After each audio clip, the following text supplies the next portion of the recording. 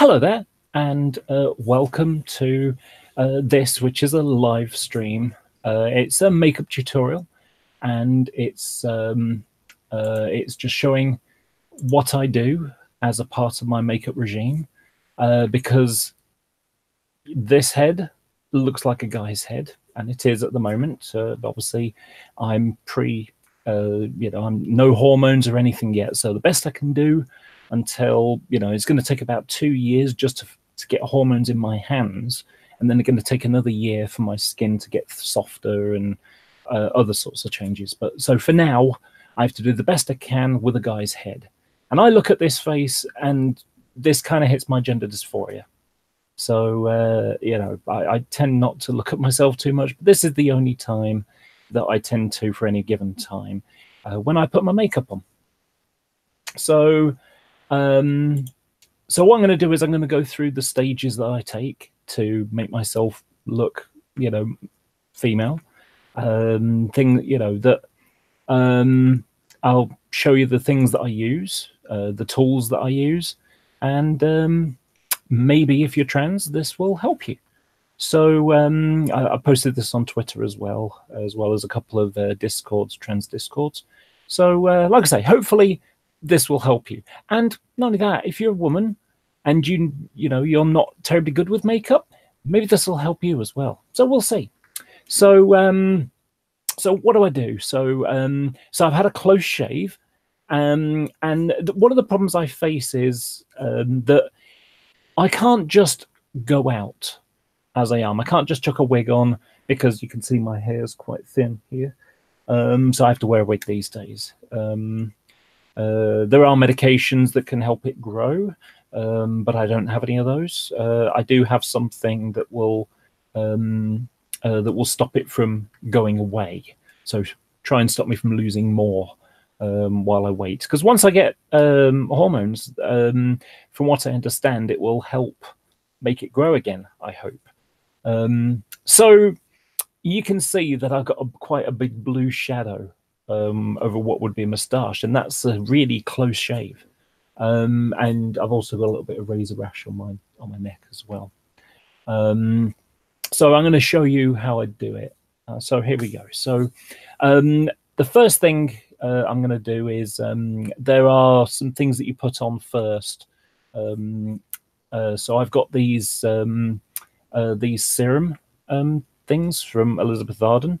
And they're used to sort of stop the bags under the eyes and things like that. So I start off with one of those. So just a little, these little things, and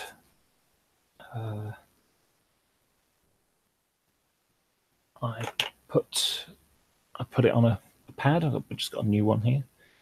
You just remove the top and just squirt it on. Now, something to bear in mind. I've got a bit over there. So I'm just going to, I've placed it on. The light's a little bit bright, but I need the light to make it work. For you to be able to see me clearly. And also I need a fairly even one. I've got a window right there, and otherwise I end up all this is bright and this is a bit dim. So so I've got a lamp above the camera, and normally I would have it resting on the top of my mirror to give a nice even coat, an even spread of light. But it's slightly off, so I'm a little bit darker on this side at the moment. Hopefully it won't make any difference. I'm so used to doing it. So I'm going to put this on, and it is quite thin. Excuse the ambulance going by. I live near a main road, and so I just rub it all over.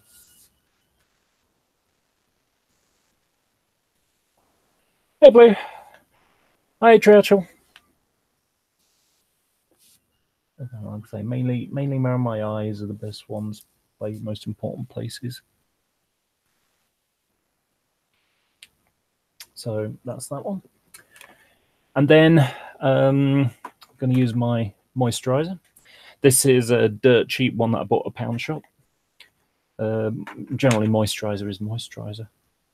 I'm just going to stick a little bit on my hand and just rub it all in, and then rub it all in nice.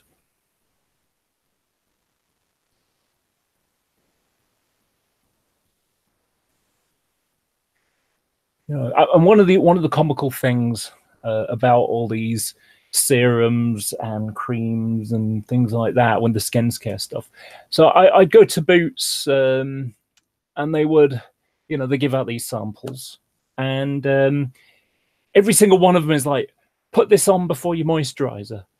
But there's like 2 or 3 different ones that you might want to put on before the moisturizer, and put that, you know, this is the first one you need to put on, and then another one says this is the first one you need to put on. So I just do one and a moisturizer. So yep, so that's on. I just give it a couple of seconds to dry in. I started off on my forehead because that way I can start working down. I tend to work down. And something else, the collar that I'm wearing for this blouse that I made, and I made this dress and blouse actually. It's quite close.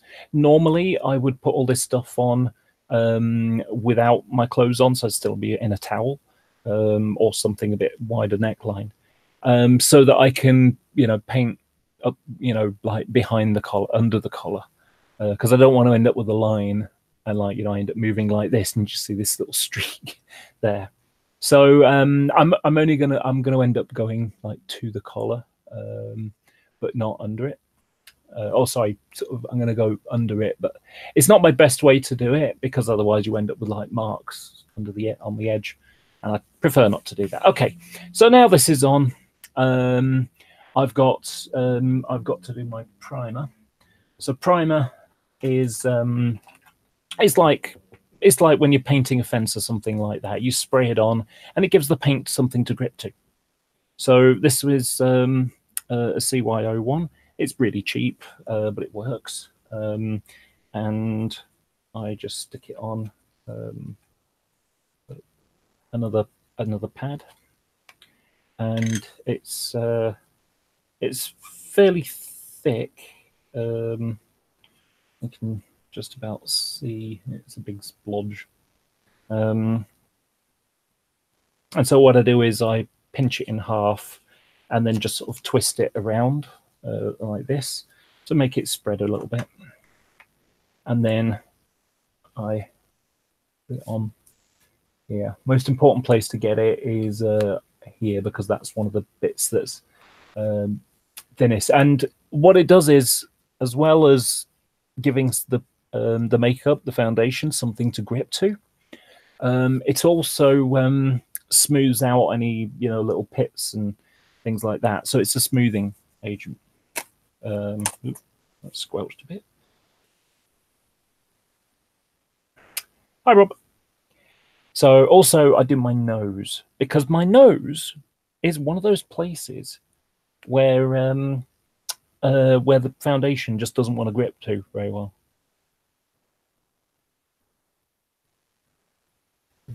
So put some on the neck.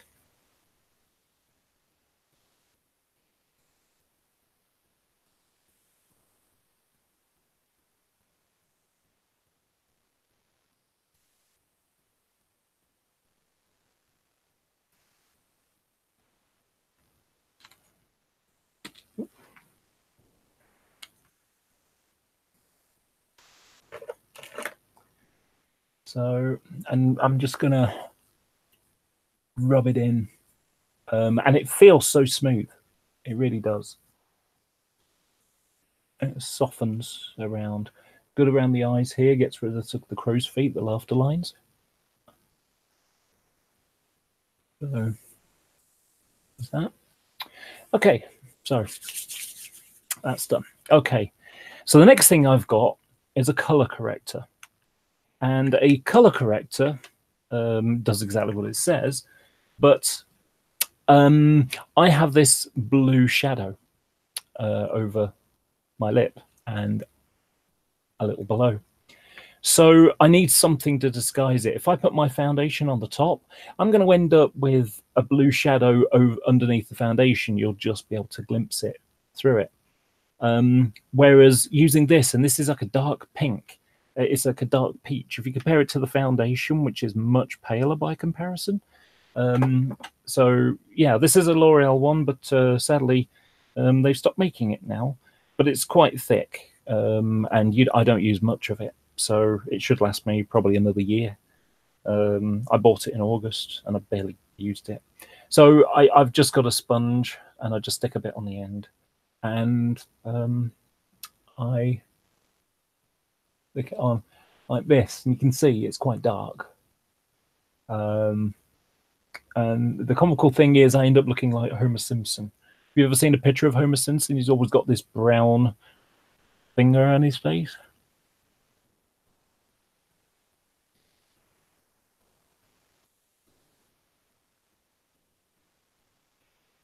I just pat it on and then rub it in.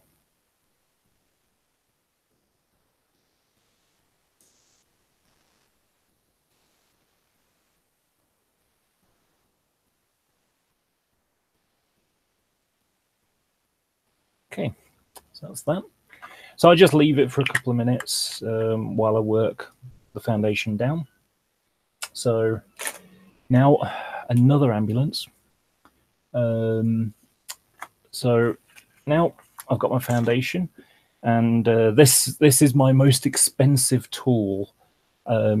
This is from Elizabeth Arden, and it cost me £24 for a brush. Very, very expensive, but it's a really good brush. If you look, it's got like a dimple in it, and it's also got a small brush on the end. And so what you do is you squirt the foundation in, and this is the L'Oreal Infallible one. I use the Vanilla Rose, which is a nice, gives me a nice color. So, and what I do is you just squirt it in on the top, and then you can just rub it in. So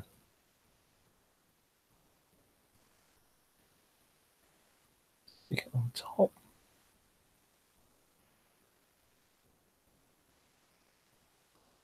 And I have to do this kind of weird frowny thing because, you know, I've got the creases in my forehead, so I kind of end up, you know, I go like this to get in the creases and go like that to also get there as well.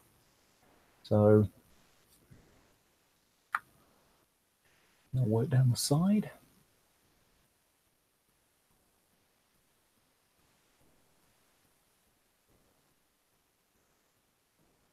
Get my chin and side.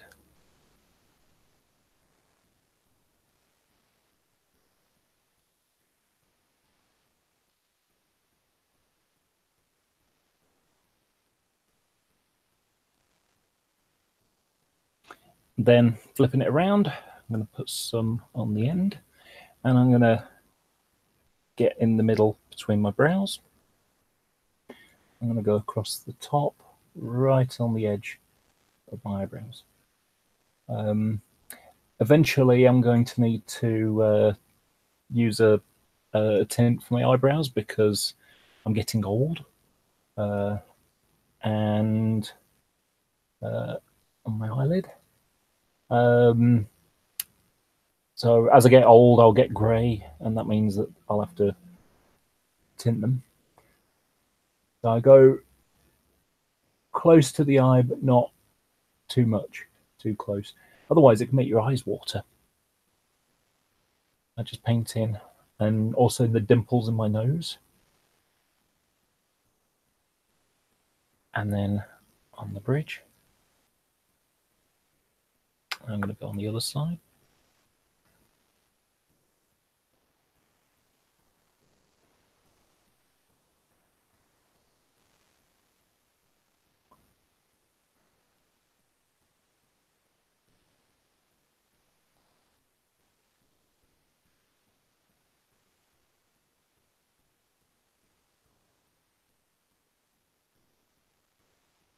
Don't forget to give this a thumbs up if you're liking it.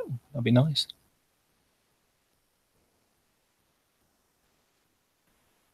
Okay, and now I'm going to stick a bit more on here, and I'm going to do above there. It takes a couple of layers. Running out here. I'll buy a new one soon. And one of the things that I do, I always have two lots. I've always got a new one ready, so that because I can't afford to run out. You know, I don't want to have to go out as a guy just because I've run out of foundation. So I always keep a new one ready, and as one runs out, I go and buy a new one and then change to the new one. So I've always got a reserve ready.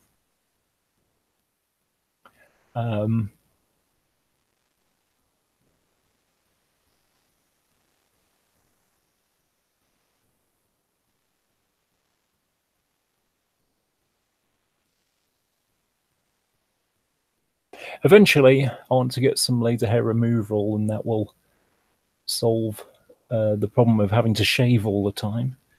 So then I'm going to go back to the fluffy end, and I'm going to do my nose,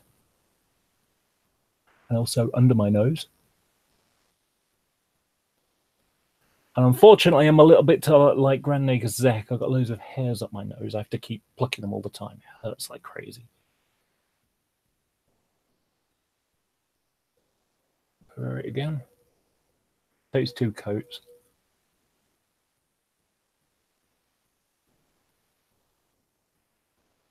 And you can see how it's evening out now. I look really ghostly on the camera, but it doesn't look quite as bad as it is. If I turn the lamp off, maybe you can see it doesn't look quite as bad. But I need the light to be able to see everything. And then I'm just going to go over my eyes again, but softly. Make sure it's nice and even, a nice even coat. And then I've got my neck to do. So unfortunately, living in Manchester, you don't get much sun. And of course, under your chin is an area where you don't get much light at all, because normally your head is over the top. Now, sometimes if my razor brush is really heavy, it's really red, I can use the color corrector for that. I'm definitely running out of this. Yeah. But this seems to be okay. I'm just gonna. There we go.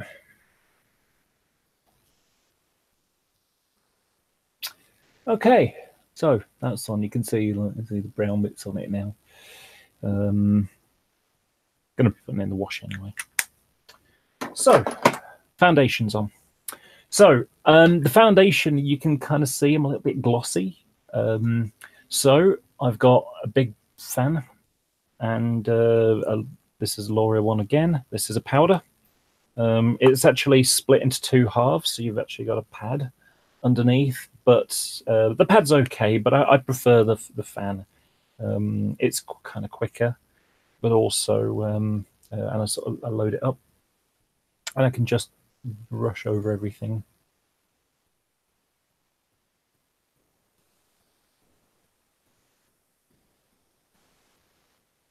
Don't load it up too much, because otherwise you can end up looking a bit cakey.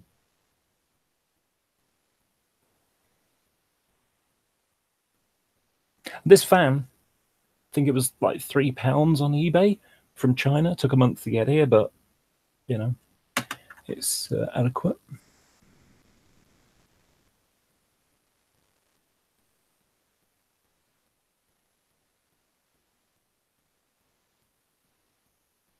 I'm just going to turn my head looking for any shiny bits.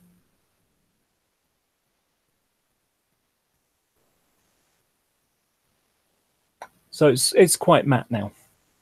I still look very ghostly on the screen. It looks really odd. I don't look like that in reality. Okay, so now that that's done, I'm now going to use a highlighter. And this kind of highlights the areas on the top of the cheeks. I use it on the forehead. I use it on the top of my lip as well. And this is cheap one. I think it's like £2 on the market, £2.99 on the local market. And I use a small brush, and this one's got quite stiff ends, so it allows me to apply it quite well. And just going to put it on the ridge here. Can you see how it's just got a little bit of light on the top? I use it on the top of my nose. And also just brush it lightly on my forehead. Could probably do with a bigger fan for this, but yeah. And then also, and I kind of do a chipmunky face so that I can get the tops nicely, so it's kind of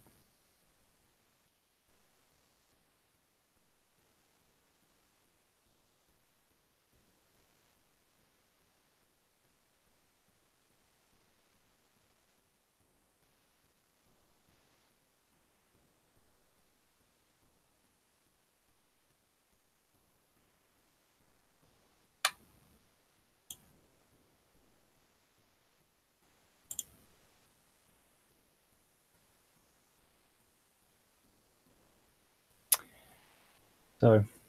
No trolls, thank you very much.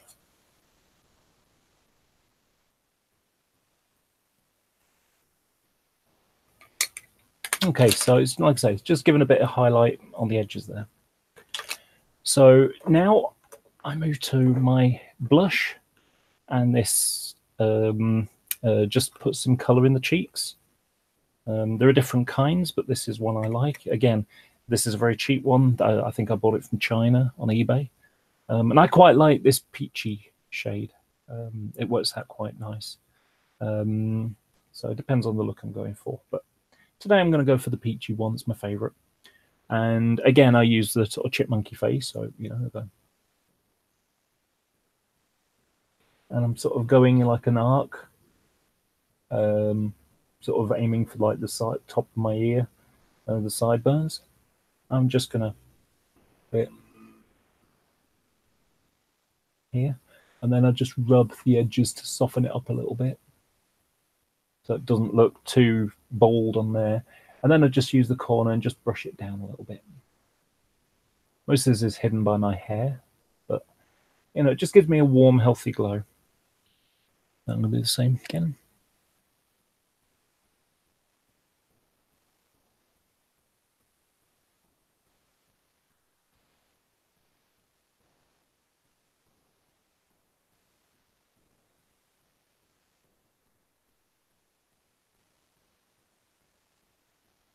Okay, so I quite like that. It looks a bit more bold, less. It looks more bold on this on my face than it does on the screen. It's just got a bit deep.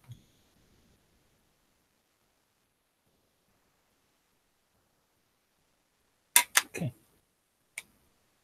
go quite. So, so that's the first layout part. So now that I've got this part done, I'm now going to go to my eyes. So my favorite eyeshadow at the moment is this cheap one off the market, £2, and it's got, you know, a range of colors. You can see it's well used. So I've got two. I use two brushes for this. I've got one that I use for the pale color and one that I use for the darker colors. And what I'm going to do is I'm going to use this one first, then I'm going to use this one, and I'm going to do this one. This is a shimmer kind of one. Yeah. So, you know, what's the light? So I'm just going to pick it up here. I'll load up the brush. Just give it a tap, and then I'm going to start on the. I'm going to start on the inside corner. Knocked a bit off there.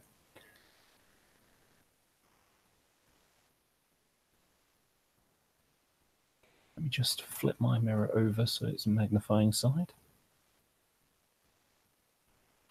Move bit close to the camera, or to my mirror rather.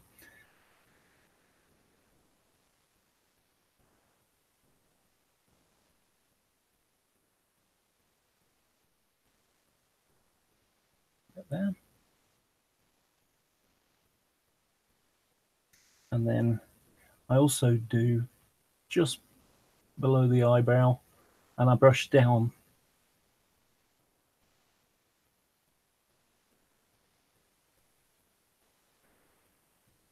And then start to do the other side. Try not to stick it in your eye. Right, Turtle?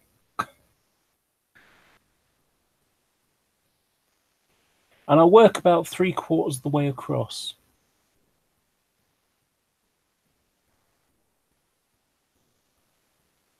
And then on the top, brush down.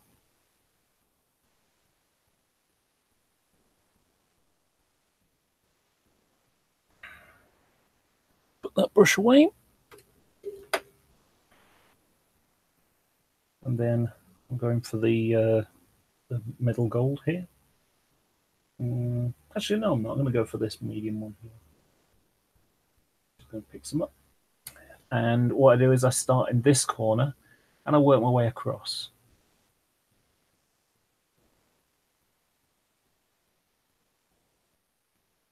And I go up a little bit.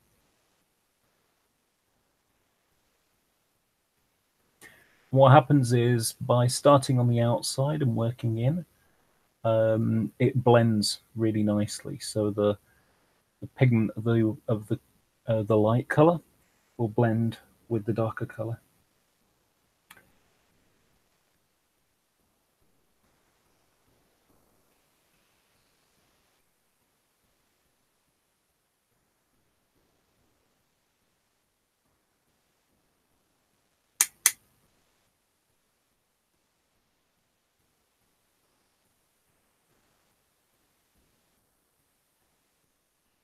I'm just going to blend up a little bit on the edges.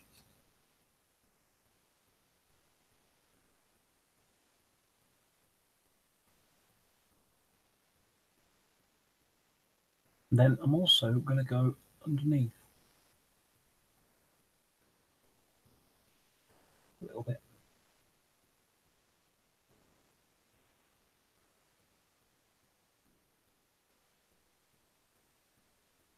Okay.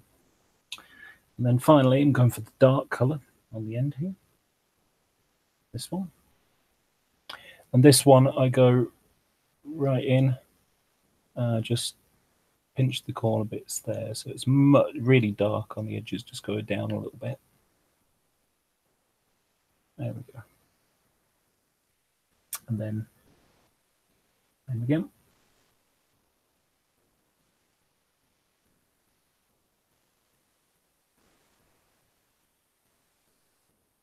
And what I'm effectively doing is, it's the smoky eye look, but I'm using browns rather than greys and blacks, and it just gives it a warmer hue, which I think looks much nicer.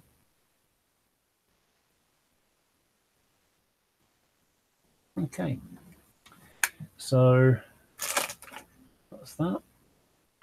And I'm also going to use this. I'm going to use this thinner brush here. I go with the same color, the same dark color. And what I'm going to do is, I'm going to go across the top of the eye, the lid, so in the crease. And what you do is, stick it in like that, open your eye, and then just sweep in the groove, so it guides it.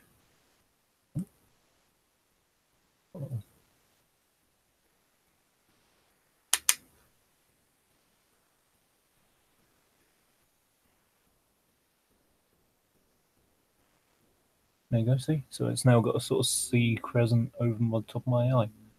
I think looks quite nice. It's a little bit fluffy. It's somewhat stiff, because that way it stays, it doesn't go everywhere, it stays in a certain range. So that's that. And because I'm wearing navy blue, I'm going to do my eyeliner now, another pound shop type thing, indoor market. And I'm just going to brush it over my notepad just to clean off any stuff. And what I do is I grab all the end and I just sort of pull across, and I start on the inside. This is the hardest part for me.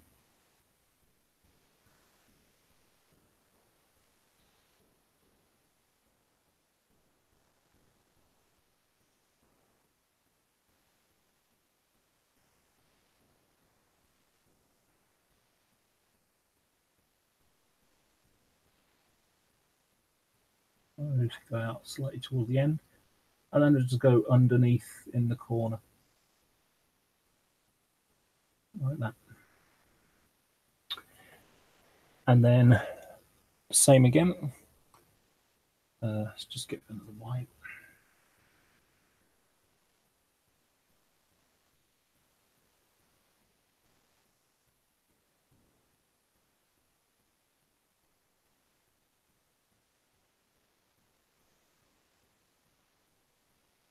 This is the hardest thing to do because, oh gosh, a bit too far there.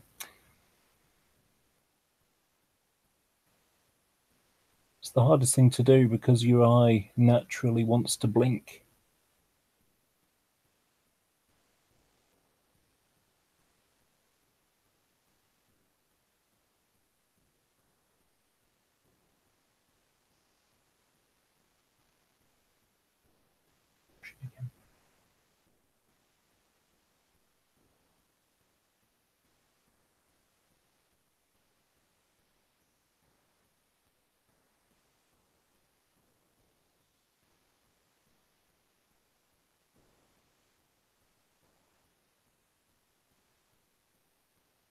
There we go. I don't think that looks too bad. I think I'm going to go, because I went a bit high on the other side, I think I'm going to raise it up a slight. I want it to be thin on one side and thicker on the other, because that'll look silly.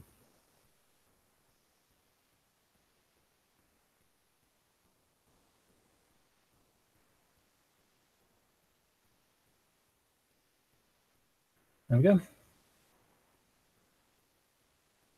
So put that back away.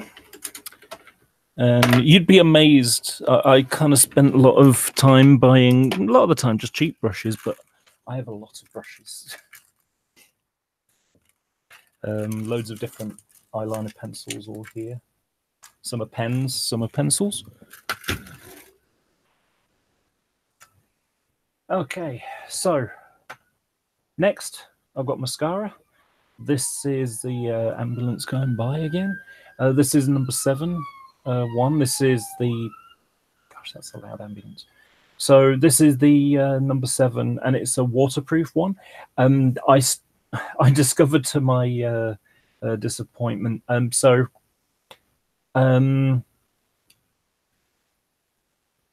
In January, I think it was January, maybe start of February, but anyway, in January, I went to I got everything right, and I was taking off my makeup the previous day, and I thought I only had a few under my eyes, a few hairs under my eyes, a few eyelashes under my eyes. I've got nice long eyelashes above, so I was like, okay. I was taking off my makeup and I realized, oh, I've actually got a lot more than I realized, because I would just wipe it all away. But I used the magnifier and saw, oh, I've actually got quite a lot down there. So I decided, okay, tomorrow I'm going to pay extra attention on the bottom, get it right. So I went and, I went and put the mascara on, and it all looked great. And then I went out and it was freezing cold and my eyes were watering, and I ended up with panda eyes because it kind of streamed. And it was like, oh, this is terrible. I was out for about an hour, And then I went to, inside Wilkinson's, and they had some makeup there and see what they got, anything at a good price. And I looked in the mirror and my eyes were all baggy, and I cheated. I cheated. I used, they have the testers. So I used one of the testers and stuck a bit on my finger and, used a bit of concealer underneath to hide it. But so I just decided, you know what, I'm going to always have a concealer and a mascara in my bag. It's just a small one. But also, I'm going to go for waterproof mascaras, because what happens is when it rains or when your eyes water, they kind of turn into hard droplets instead. They just fall off rather than stream. So this one is the one that I use. And the reason why I like it is because it's got a thin brush. If we compare this to another one that I bought that I don't really like, so this one, this is another number 7 one. It's the latest one, and this one's got like a big. Oh gosh, it makes me look like Hitler. There I am trying to not look like I've got a moustache, and then I'm holding it under my nose. But yeah, this one, the idea is you just curl with it. But anyway, so this one has got a small brush. I'm just going to wipe it off for the bottom. And what I do is I go side to side. I don't go like that. I go touch the top of it and just go side to side. So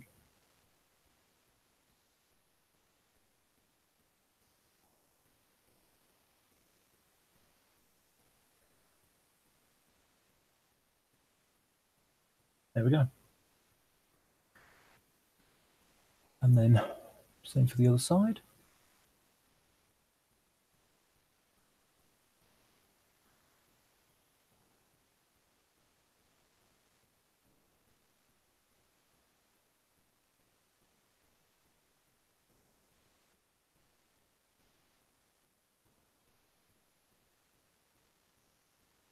There we go. So that's the bottom done.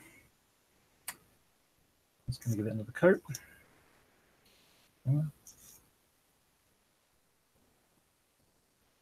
it another wipe because I don't want too much on.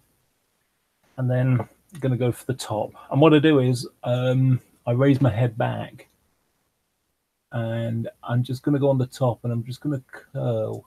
I'm going to rotate it a bit so I get it on the top. Do the same on the other side.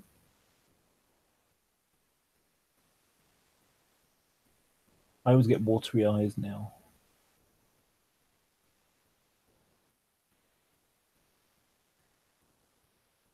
All it does, it just covers the top, because when I put my foundation on, I kind of make it a bit pale on top.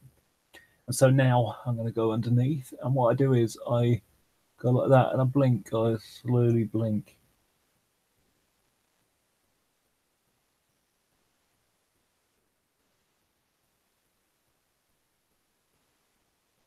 There we go.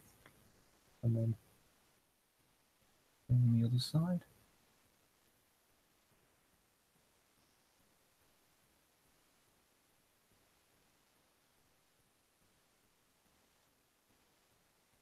So there you go. I think that came out quite nice.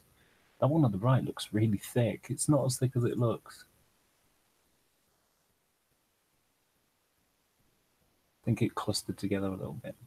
We'll put a little bit more on the right.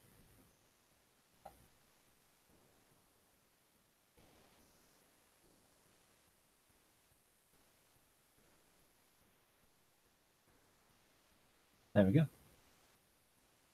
So I think that came out quite nice. I could do a bit better with the eyeliner maybe, but this is okay. Quite happy with this. So the last thing I've got to do is lipstick. Now, I've got a load of foundation over my lips. And so what I'm going to do is I'm going to take a wipe, stick it on the end of my finger, and I'm just going to wipe around the edge of my lip line.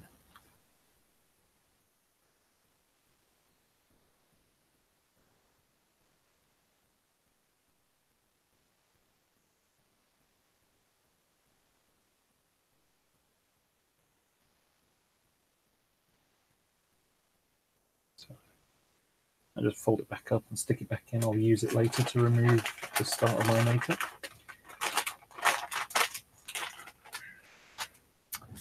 And where'd that brush go?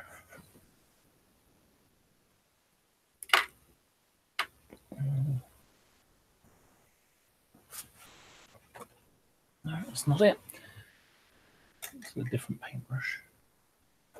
Sworn I had a brush around here earlier.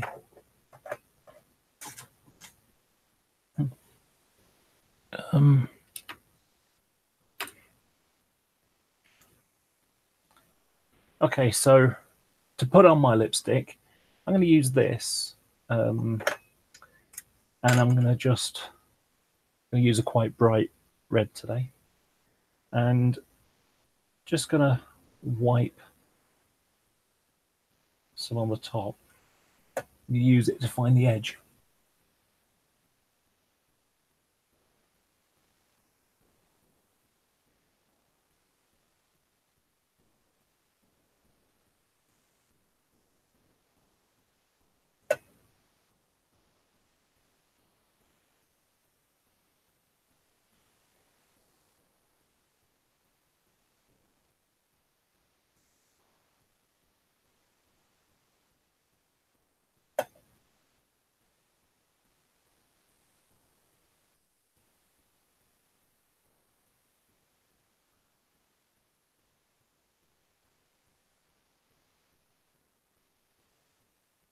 The reason why I do it this way is because I get a nicer edge. But also, when you're applying it, especially on the bottom, the lipstick gets in the way and you can't see it very well. So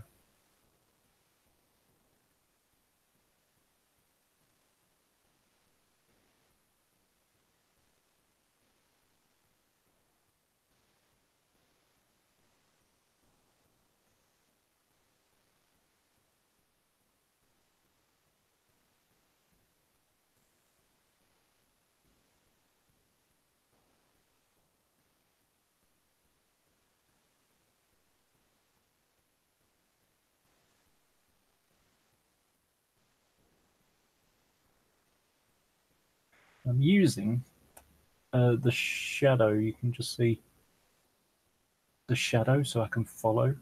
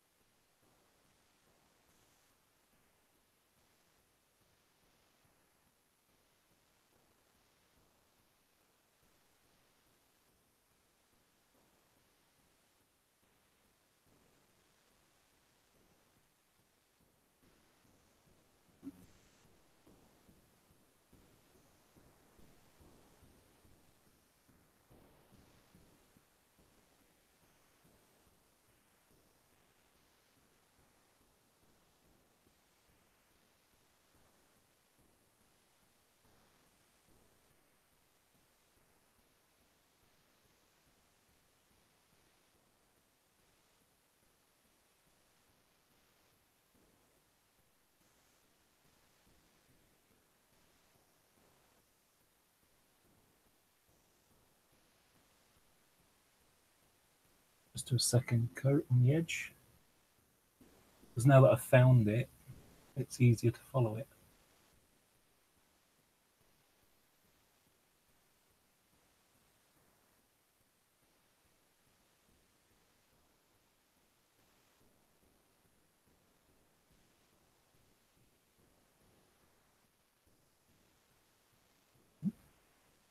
Below there.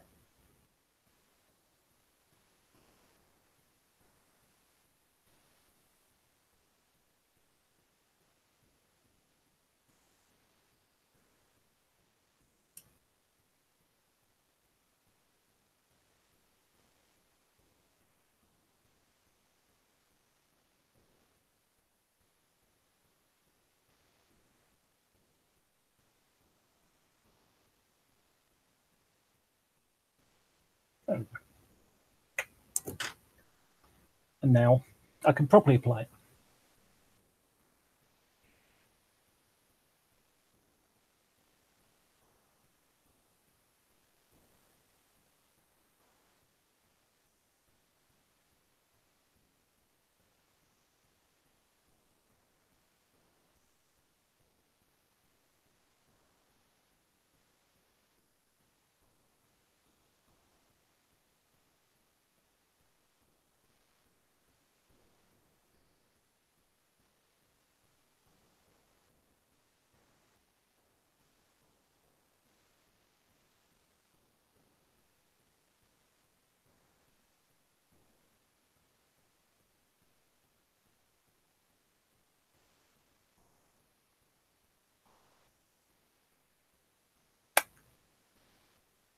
Give myself a kiss. And my audience as well. And by the way, this is the L'Oreal 229.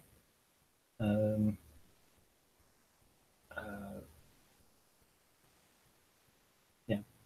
And I really like the L'Oreal lipsticks. They're creamy rather than oily.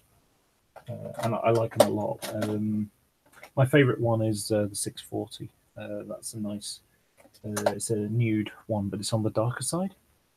So there you go, my makeup's done. So last bit now is to put on my hair. I've got my foam head. And I've already, where'd the brush go? Oh, there it is.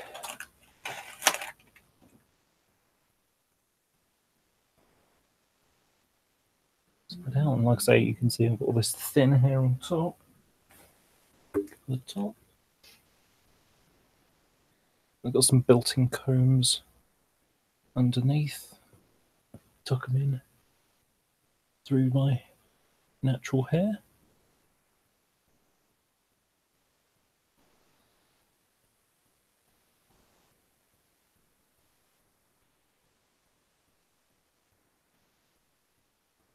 And then back.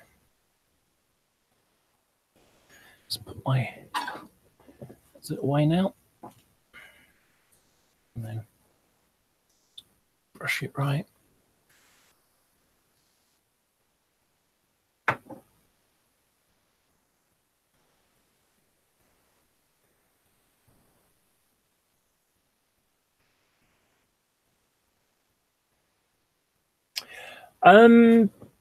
Let's have a look. I started doing makeup in August.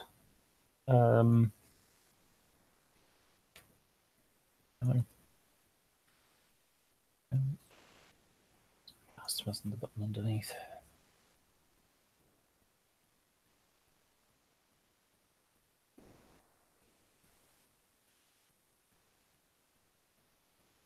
There you go. Just gonna pull. I have some hair at the side and some at the back. Just want to get it right.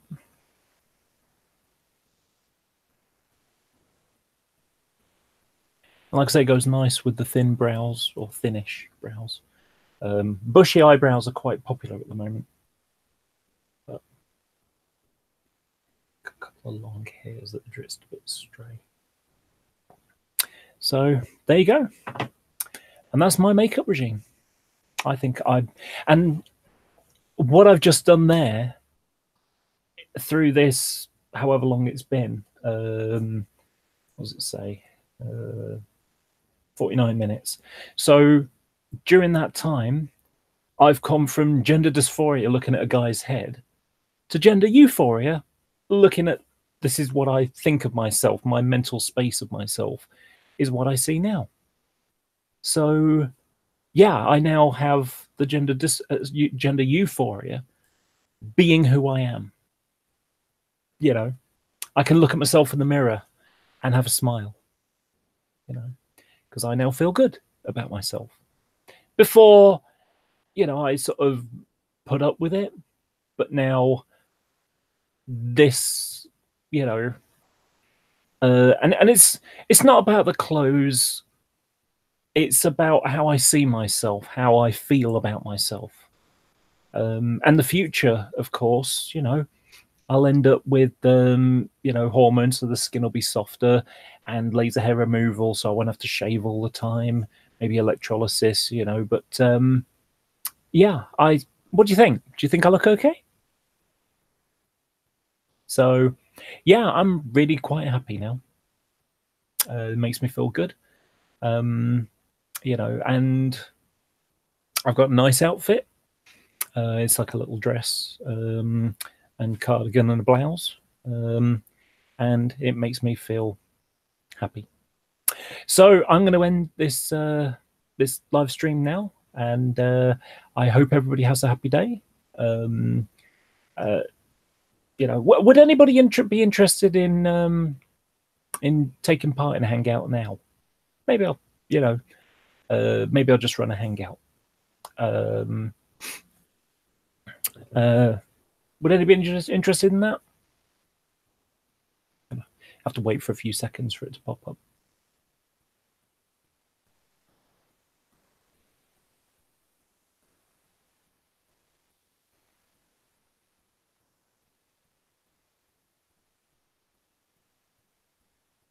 Okay, let's have a look. Anybody else? Triatel is good for that.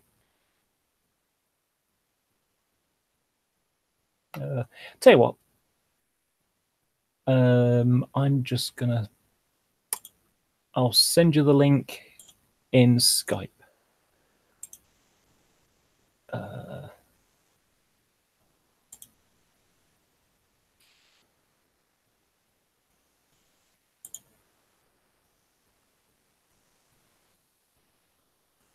Where am I?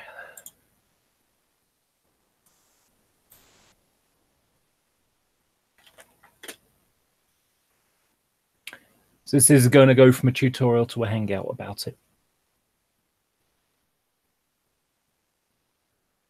Sabella, would you be interested? Hashtag Heathen. How about you?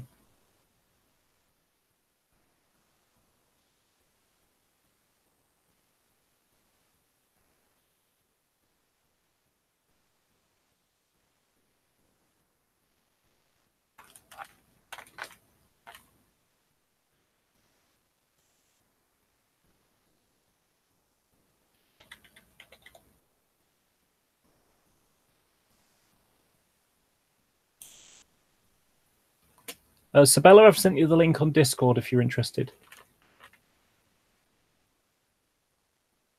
Hashtag Heathen. I don't. Oh, you can't. That's okay.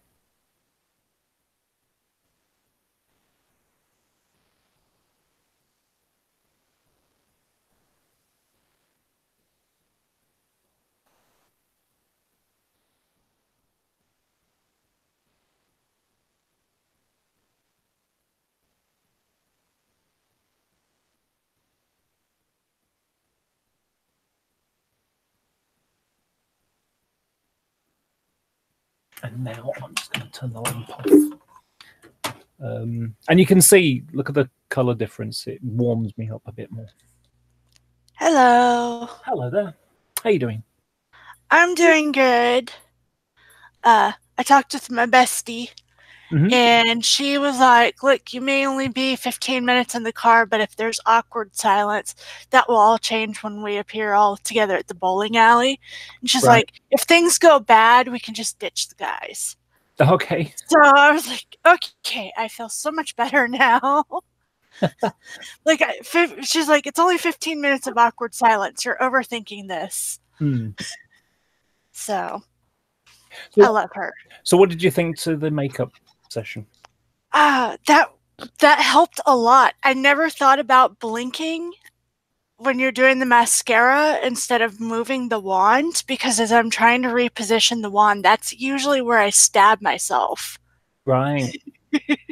So it's like, okay, maybe I should just try blinking tonight, and maybe I won't. Don't blink, but sort of close your eye. Okay, yeah. So slowly blink, effectively. Okay. But yeah, I didn't think about doing that instead of moving the wand, because usually when I'm trying to reposition the wand is where I lose track of where it is in relation to my eye, and then I wind up getting stabbed. Right. It's not fun. No, no. See, I've even got my red glasses on now. Oh, those are cute. I need to get my glasses replaced soon, but I'm kind of holding out and waiting until I can buy a vintage style. All right, yeah. Yeah. A part of me is kind of tempted to go for some of those cat eye ones. Yeah. I don't know. Let's see, which ones was I looking at? I can't remember. Like, kind of wanted aviator shades for sunglasses, and then oh gosh, there were some heart-shaped ones that I was like, okay, that's gonna be weird for everyday life, but fuck it, I only live once. The only sunglasses I've got at the moment are these ones. Oh, those are cute. Yeah, don't work brilliantly with red, but they'd work with lots of other things. Yeah. So, but yeah, these were freebies I got last year at Manchester Pride. A holiday company was throwing them into the crowd, so I grabbed them. Oh, that's cute. I can't have sunglasses that are not prescription. Ah, yeah. Well, there are companies, if you look online, that will make sunglasses. Oh, they basically, you can have your glasses made for you, and you just give them your prescription. Yeah. I think Glasses USA was the one that I was looking at that had the vintage styles. I'll have to go back to the video I saved. I don't know if you watch her, but Rachel Maxey kind of does slice of life with the side of vintage. Right. She's really cute. And I didn't realize that people did vintage glasses. There's also a site, and I need to find that one again. They do steampunk. All right. You give them their prescription, and and they'll fill it on steampunk frames. So, or there's also they also do Civil War reenactment frames too, because they're very similar. Okay. Hashtag Heathen. You can find me at CliffJumper24 on Twitter. You can email me, cliffjumper24@gmail.com. Capital C, I think. So that's two options to be able to get the link. I don't like you can't put the link live on a live chat anymore, because someone will see what a live chat going on, see the link, and then go and snipe you just for the lols, and that's just not wrong. So yeah, so yeah, tell me how you're going to get through to me, and I'll send you a link that way. Email's probably easiest. Let me get to my email first.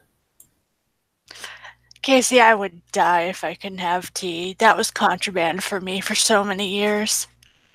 I'd hate to have it be contraband again.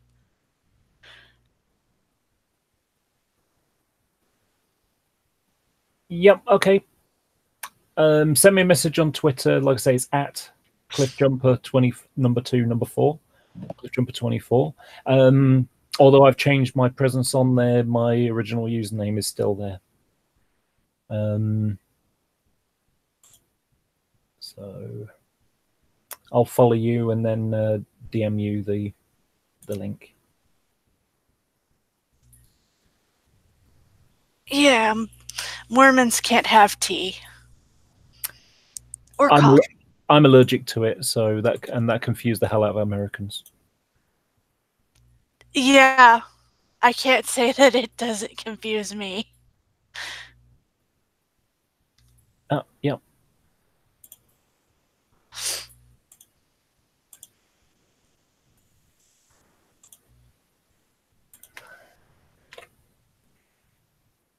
Okay, link just sent. And hitting that follow button as well. But I don't want water. I know I should drink more water, but I don't want water. I have strawberry squash. What is strawberry squash? It's cordial, so you stick that much in the bottom of a glass and then fill the rest up with water. And oh, okay. Cordial, squash. You know, we give it different names, but I have it in a jug, so I fill up to just below the handle and then fill up to the rest, and that's just the right mixture. You know, I have it quite strong though.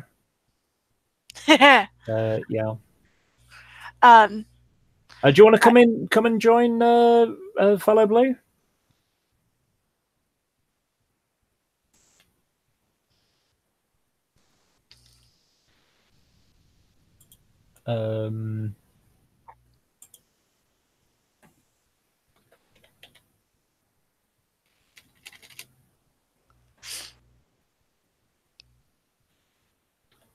Oh no, vodka's not good for the keyboard. Really not good for the keyboard. Oh well. So what? So fellow and and Sabella, what did you think to the makeup? Did it work? Do you think it works for me? Gosh, I feel like such a attention whore now. Okay, Sabella, I think the hangover is lecture enough, but that's just me.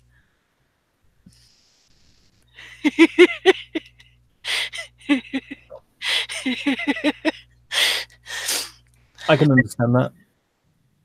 I mean, I've never had a hangover, but I've had a migraine, and I've heard that hangovers are worse than migraines, so I don't want those ever. I've only ever had one hangover before, and that was when I was 9. Yeah, that'll do it. It was the one and only time I've been drunk. And oh, thank you. Yeah, everybody says I look good in red. So what happened was when I was 9, we went on holiday to Spain, family holiday. And my parents, so these are in the days when they trusted children, that I could go to the shop and buy cigarettes for my mum. Yeah. So what happened was my parents treated me to a pina colada, and I didn't realize pina coladas were alcoholic. I thought they were just a nice fruity coconutty drink.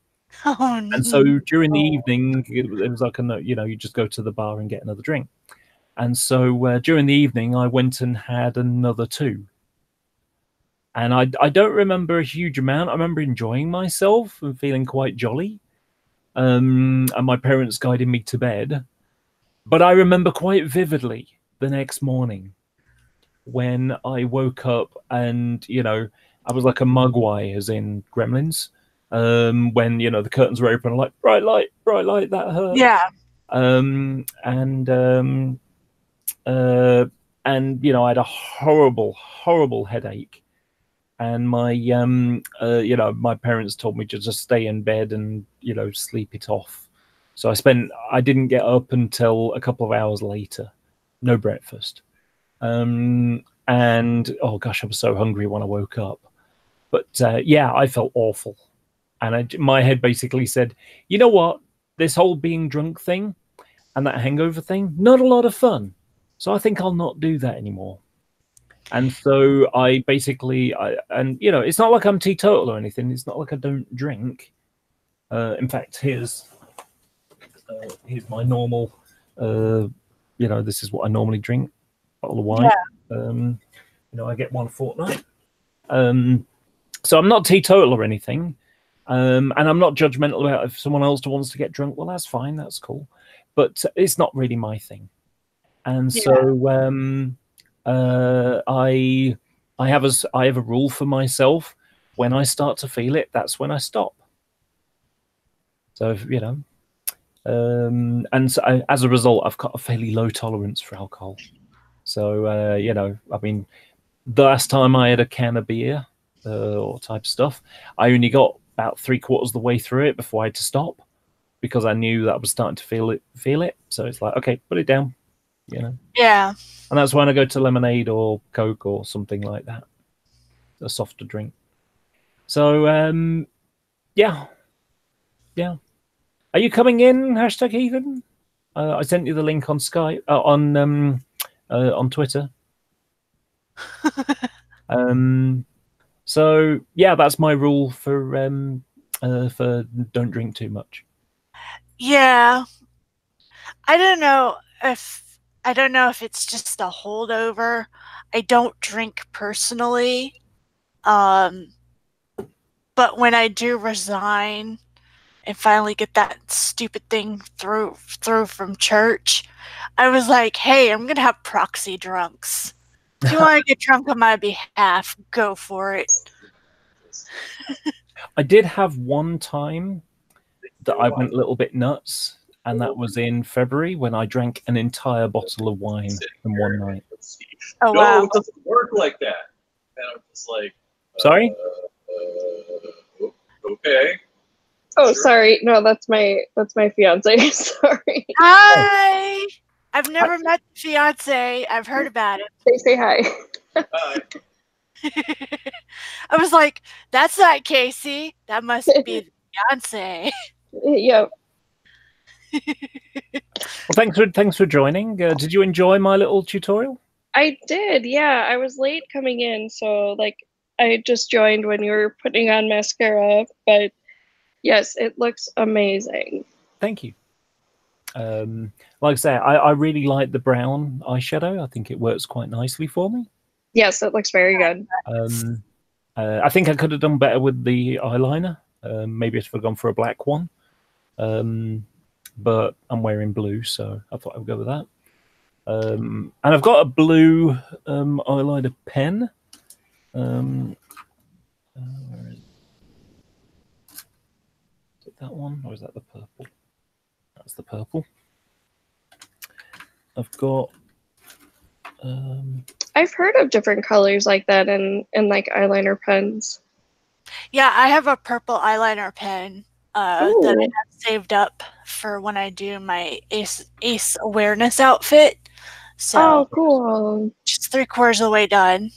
I just gotta finish one more edging and then stitch everything onto stuff. So. I'd rather like this gray one. That works quite nicely. Oh, pretty. Ooh. Not too heavy. It's not as heavy as black, but it's certainly on the dark side of the spectrum. Yeah. Gray is right up the alley because the ace colors are purple, gray, white, and black. Right. I've also got a pink one. Oh. Chinese. Yeah. And I had a shock when people told me that there are glitter mascaras. Mm-hmm. And I just had images of like people getting glitter in their eyes and just like, no, that does not sound fun. Yeah, there are lots of different ones. I personally, I don't like glittery, glittery stuff. I think it's just a bit too much. I prefer softer things, even though this has got a shimmer to it. Yeah. And I've got a huge amount of eyeshadow. It depends. If I'm going to a con and people are like, you have to understand when you go to a Comic-Con, there are people who are literally airbrushing their entire bodies. Right.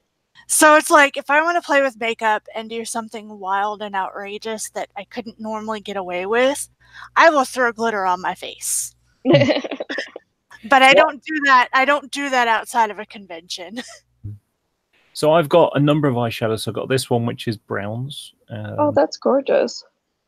So it's a nice range. And they weren't terribly expensive either. I've got this one that's colours. Oh, wow. So I've used a few of those.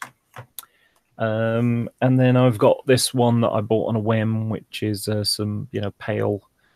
Just some ones for the inside that I thought that maybe I could, use some. Let's get it open. Yeah. So I could, tinker around. So Very pretty. This one, for example, is a sort of slightly pink one. So that'll be a nice, give a warm hue to the inside of the eye. So yeah, just a bit soft. I've then got this, which is a sort of a wide range of colors. These are more dusty ones.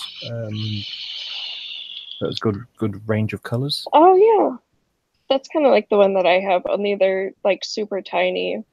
Yeah, it is really small, but like I say, it's good for some. Yeah, mine are like half those sizes. Yeah. Then I bought this one for when I only bought it really when I'm wearing red. So these reds, it looks much darker. The color actually looks much darker than it is, much redder. Mm. It can fly. So yeah, I got those, and then this was the first one that I used for some different colors. The green, it got dropped, so the green ended up getting over everything in my makeup bag. So I ended up having to lose the makeup bag. But yeah, so it's rays and purple. And then I've got this one that's a sultry one. Never really had a go on this one yet. Oh, that's cool. And then I've got two versions of this, which is similar to the one I'm wearing now, but this one's greys. Oh, yeah. And I've got it in both matte and shimmer. Nice. But I haven't done I should do a bit more experimentation. I tend to stick to the one I'm wearing now, which is this bronze one, and it looks so good on me. So I just yeah, let's just keep it safe and go with what looks good. But I did have a funny one a few months ago where let's see if I can find it because it's funny. Yeah, I can't wait until I'm a little bit better. I'm saving my Harry Potter set for when I'm actually getting at least halfway decent with my eyeshadows. Yeah, I need to improve on that too. Yeah, I'm getting better with eyeshadow as far as like getting it all over my eyelid, but I'm still only doing one color right now. Yeah. Which works for a hooded eye. You can get away with it, but I kind of want to play a little bit more. Mm-hmm. And I also really need to be better at eyeliner because when I'm taking photographs in my cosplays, I can tell that part of my face falls a little bit flat. Mm. Yeah, I wasn't allowed to wear makeup growing up, so even though I had 3 older sisters, I never really got taught how to wear makeup. And that's one of the things that's because I've had to learn this all from scratch in just a few months, because most girls in the UK, they're teenagers and they get to experiment with their friends. Mm-hmm. Yep. And I've never had any of that. I'm late to the party. Late right. to the party. Fashionably late, perhaps. I don't know. There you go. Yeah.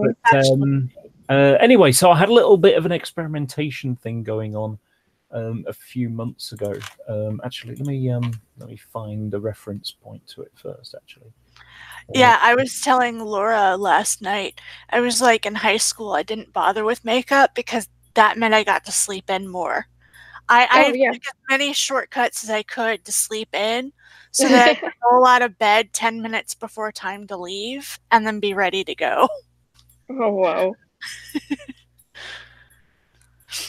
I love my sleep. And it also did not help that I had before school scripture study that started at I think we started at 5:45. Yeah, 5:45, and then had school at 7:15. That's freaking early. Yeah. Okay, I so did that for jazz band, but not for scripture. I kind of didn't have much choice. Go ahead, Laura. So what happened was a few months ago, I decided I bought a purpley lipstick on a whim, and I thought, let's have a little play around. You know, it's only £1, so I'll just have a little play, see if it works at all. Something a bit bold and a bit different, because I've been going for nudes at the time.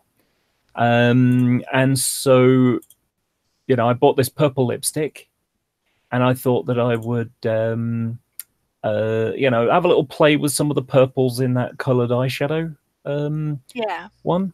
So I thought, you know, yeah, I'll give it a try. And I'm putting on my mascara, and I'm thinking to myself, crikey, I look like Kate Bush in the 80s, you know, when she had these sort of big, massive eyes. You know, and sort of like, you know, like this, where she just has big, massive, starey eyes like this. Look, there you go. And it's like, oh my god, I look like Kate Bush out of the 80s. Well, what's a girl to do with a thought like that in her head? This. That's so cute. You know, a little play. I don't know. I think the colors look really good on you. Yeah, they do look really good. I don't know. They just look a bit crazy. Maybe with a muted lipstick, it might help, but you know. So yeah, it was just a little tinker around, little play. But it was a funny thing to do. Well, you also have to take into consideration, I consider makeup two completely different spheres for me, because again, my everyday is usually red or pink, you know, a very light eyeshadow, and then go out. And then on my cosplay days, I'm like, I'm gonna blue highlighter all over my face. So maybe I don't have the best perspective on that. But hey, Doc. one of the interesting, you know, one of the things that's almost kind of weird is when I get women say that you do makeup better than I do. That just seems weird, because it's like, you know, didn't you learn? Wasn't this something, you know, don't mums teach their daughters how to do makeup? My mom mine wanted didn't. to. My mom really wanted to, but I was so into my jeans and my t-shirt and like never getting dressed up, and like it's only recently that I started like liking actually getting dressed up for things. Of course, now that I think about it, getting dressed up kind of felt churchy to me, so that might have been like part of it, is just associating that with being dragged to church. So, but no, I didn't learn. And the sad part is that my mom was really good at everyday makeup. She could like fly into the bathroom, do like 15 minutes of work on her face, and come out looking like she hadn't done anything, but her makeup was so beautiful. Yeah. And I wish I'd taken advantage of that when she was around. And you know, one of the most annoying things I found about doing makeup is if I get, you know, if it's cold out and I get a runny nose, I can't blow my nose because I'll end up brushing it all off here, you know, like that.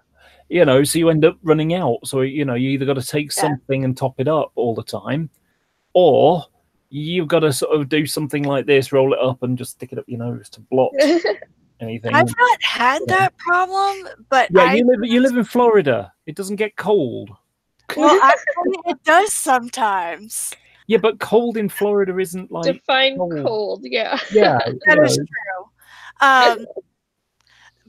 But the thing is that it's humid, so in midsummer, if you're not careful, it can melt off your face. That's why I use like I use the primer that cosplayers use typically, because like I said, the humidity can melt it off your face, just your entire face, especially in the summer when it gets to 90 degrees, but it feels like I think the heat index gets up to 110 sometimes. Mm. So, but yeah, you're right. We don't really get cold that often. Yeah. We only hit freezing temperatures like maybe 4 times a year. I mean, it's going to be hard for me in the summer because effectively I'm wearing a fur hat. Right. Yeah. So I can imagine myself dripping in the summer. A trick that my mom taught us was she used to put to get a washcloth and get it damp, and she'd keep it in a little Ziploc baggie. And then when we would get overheated, she'd put it on the back of our necks. And even if the washcloth had gotten a little bit warm, it still helped to cool us down pretty quickly without putting you into a shock. If you try to cool yourself down too fast, you can put yourself into shock. And you might be able to do something similar and hide it behind the wig and nobody really notice. Yeah. But that's what we used to do. In fact, I still do it. I do all the packing for our family trips, and especially when it's just me and Amber. And because she gets overheated very easily. One of the side effects of her medicines is that she gets overheated. She can be overheated in a completely air-conditioned facility. Oh, wow. Yeah, so I have to carry things to make sure that she's all right. She can't wear long sleeves, anything like that. So I usually make sure that I have at least one towel or one washcloth that's wet in my purse just for that reason, just to make sure that she doesn't get sick. Oh, that's good. Yeah. So, because when she's out with me, she's supposed to have fun. She's not supposed to go and get sick. So. Well, I don't know whether this is worth doing or not. So I haven't made an update on what's been going on in my life for a while, and that unfortunately kind of becomes a diatribe because I'm basically the one with all the story, and I also just got to listen, and I don't want to do that. So I've talked about it in other places, but not on my channel. So what's been going on in my life? Well, it's been a bit of an up and down, but mostly up. I had a thing where my mum disowned me a few weeks ago, and that was upsetting. Sorry. Yeah, it was a weird roller coaster kind of thing going on because, I came out and then I changed my name and I told her that I was changing my name, and she'd gone from when I came out to her in December, and she'd known there'd been long hints for 20 years. I first told her about me in 1999, going out to these little events, private events, and that I'd come to terms with being girly. Effectively, I was living as a cross-dresser, for best part, for 18 years, and it's only been the last couple of years that I've it was only last summer that I decided that I'm going to start going out in public rather than closed events. So what happened was I came out to her in December. I'm my dad as well, my stepdad, and it was okay. I got a kind of middle ground thing. So when I first told her in 1999, her reaction was, okay, fine, just don't bring it here. But so when I came out and said, look, I'm going to transition, her reaction was, I'll never accept you as a daughter, just be safe. But then a few weeks later, when I, said, okay, I'm going to have to change my name, I explained that under the British Gender Identity Clinic system, you've got to live as your new gender for 2 years before you can get something called a gender recognition certificate, at which point I can change my birth certificate and things like that. And of course, by then I'll be getting hormones and stuff most likely. So so I'm going to have to live as a female for 2 years, and they don't consider the start of your transition until you've changed your name. So I had to change my name. So I phoned her up and I said, look, this is what's going to happen. I'm still going to come down as a guy until you're ready, but don't worry about that. But this is what's going to happen. I'm going to be changing my name. So she's like, okay, thanks for letting me know. But during the conversation, it went from, I'll never accept you as a daughter. So if we imagine a long, long road, and off to the right is Acceptance Street, she was never going to go down that street. She was never going to take that turn and turn to the right and go down that street. Right. So during the conversation, she basically said, like, eventually I want to come to visit. Like for next Christmas, I want to come as Laura, as I would normally come for Christmas Day. And so, hopefully you'll have kind of got around it by then. And, so eventually I want to come down and visit as Laura. And she said, that, well, you'd have to phone in advance, but you already do that anyway. So, it's like, okay, so now I'm in the position where we got this long road and down the right is Acceptance Street. Now she's saying that she'll make that turn. It might take a while to get there, and she might take some diversions or whatever, but eventually she will make that turn. So it kind of gave me hope. And then, and sorry about another ambulance going by. So then,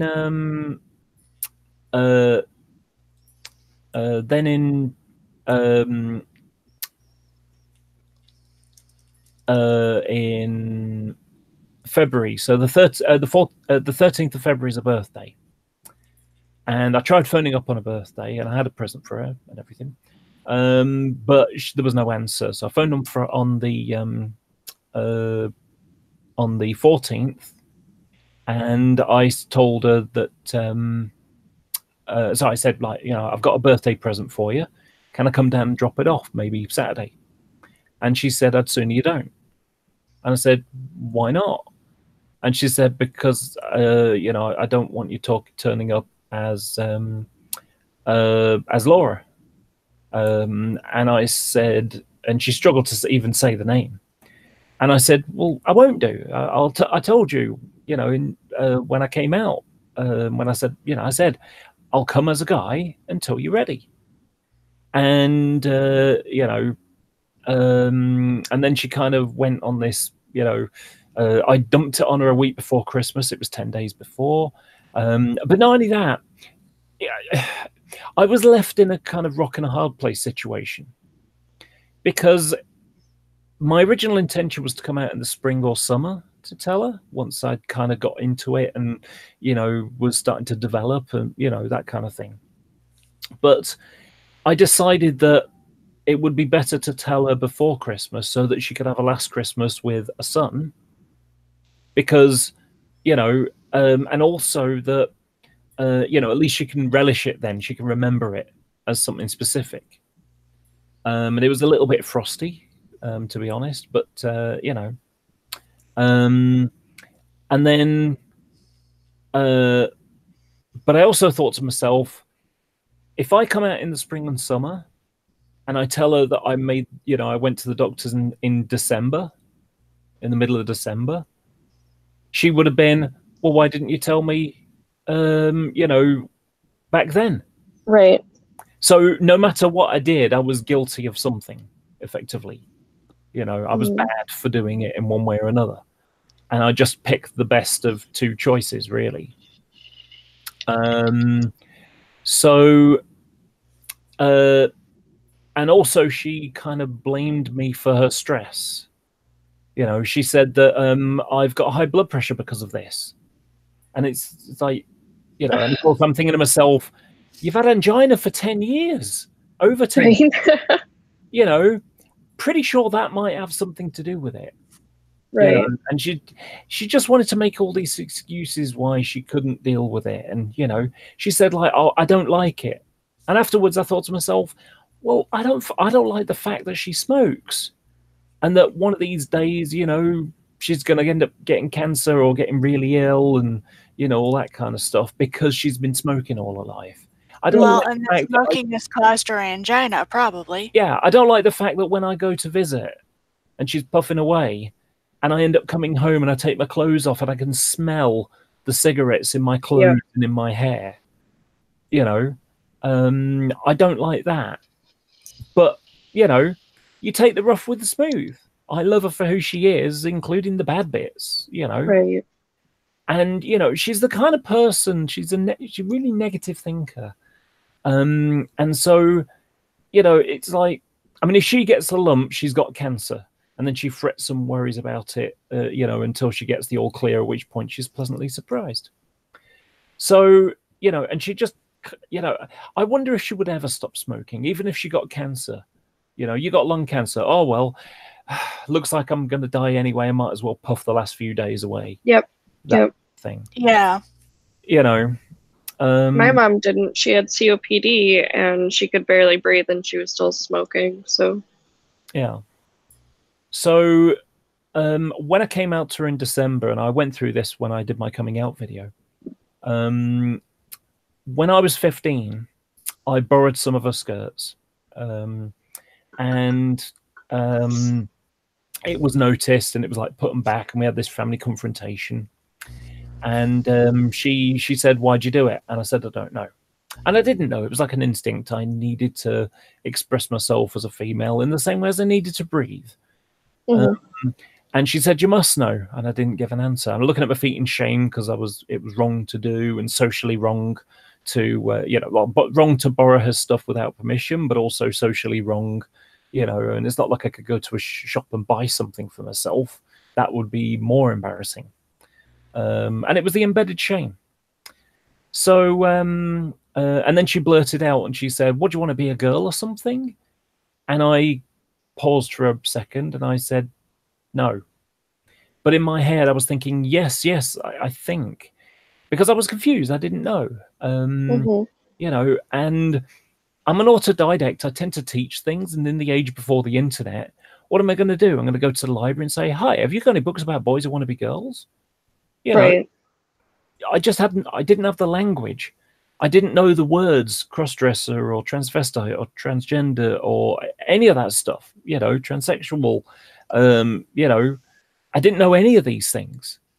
And my only reference point for, you know, were kind of, you know, outlandish or something, you know, Boy George, or, you know, a prostitute from a Dirty Harry movie, or Rocky Horror Picture Show, or a drag queen. And I wasn't anything like that. As far as I was concerned, I was a guy who liked wearing dresses. That was basically it. So, oh gosh, Doc Fearsome, that is a bad one. A pack and a half a day? That's terrible. I used to be a pack and a half, about a pack to a pack and a half a day smoker. Yeah. I mean, the way to do it is to reduce. I mean, it's easy for me to say it because I've never been a smoker, never had to. Sometimes I wish I did smoke, then I could give up and I'd have more money. But the way that I've seen a lot of people do it is to just reduce the amount, have one less cigarette a day. And then when you're down to like 2 or 3 a day, drop it down to 2 to 1, and then you go without, or even have a half of one or a quarter of one or something. Finish off that pack, and then say, "I'm not going to buy any more." So once you bought that last pack, you got to make it spread until you say no more. And once you've done 2 weeks, it takes 2 weeks for the nicotine to get out of your system. Once you've done that, then you can be free. And my mum tried in the 80s, and I remember going out and watching her crying on the bin outside, you know, just bawling her eyes out because she couldn't do it. You know, she went back. And that was only because my brother was, you know, she was pregnant with my brother. But she smoked here a little bit while she was pregnant. Anyway, so when it comes back to my mum, so she's basically said that she felt guilty that I couldn't tell her back in 1989. I said, "There's no reason for you to feel guilty. I made that choice. I made that choice because I couldn't figure it out. I couldn't tell you until I understood it, and I didn't have the tools to be able to understand it. And when I did have the tools to understand it, I told you. You know, I told you about I was going out to these private events, you know, little cross-dressing events. I went off to America a dozen times, and there were British ones as well. So that was fine for me. But then I had a disagreement, and I just fell out with a couple of people there, and I decided, okay, I'm not doing that anymore. And so I started exploring it, going out. You know, I sort of went back to being in the closet for a while, and then what happened was last summer Jade died, who adopted me as a cyber daughter, and that really upset me, and it just made me think, you know what, life is short. Why am I letting everybody else dictate how I live my life based upon their hang-ups, or what make, you know, why am I letting everybody else's comfort override what I need to do, what I need to be? And, you know, because it was always, what would my mum think? What would the neighbours think? What would my contemporaries think? What would colleagues think? You know, what would the people on the internet think, etc., etc. And once I decided, I don't care what any of those people think. The people who love me will love me no matter how I present myself. And so I came out quietly to about 15 to 20 people. And then I came out to everybody. And I had to do it twice because I got a Model Railway YouTube channel. And I did it there as well, because there's no way that I was going to, you know, sort of pretend to be a guy to make YouTube videos. Forget it. Sure. You know, and I didn't want to withdraw from something that I enjoy doing. So it's like, no, I'm just going to be me. And if you don't like it, you can unsubscribe or, you know, get lost. That was kind of where my attitude was going, which sounds rather belligerent. But again, it was, I need to put my needs first. So, so yeah, that was in February, and then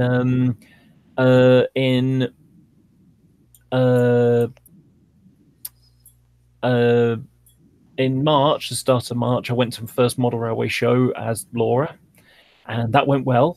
You know, I had a couple of people look at me a bit strange at first, but it's like, okay, no big deal. And I had a couple of people that I knew who, one, you know,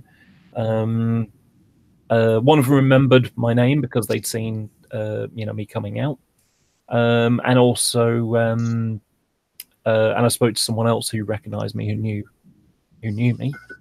And at first, you know, they were like, I don't know what to make of this, you know, sort of they were in that period of confusion. How do I treat this person?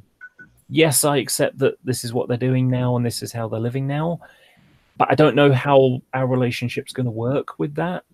And once we started talking about model trains, all that went aside, because it was like, yeah, we're talking about trains, that we're talking about what we like and things like that. So, you know, it just drifted across, and they accepted me, and it just like we were talking about, same as, you know, it didn't matter how I was dressed really. So, excuse me. So then I went and bought a new bike, and it's a really nice bike. Let me find a picture. Yeah, I saw that you showed it on, was it Diana's stream? Yeah, but I haven't shown my audience yet.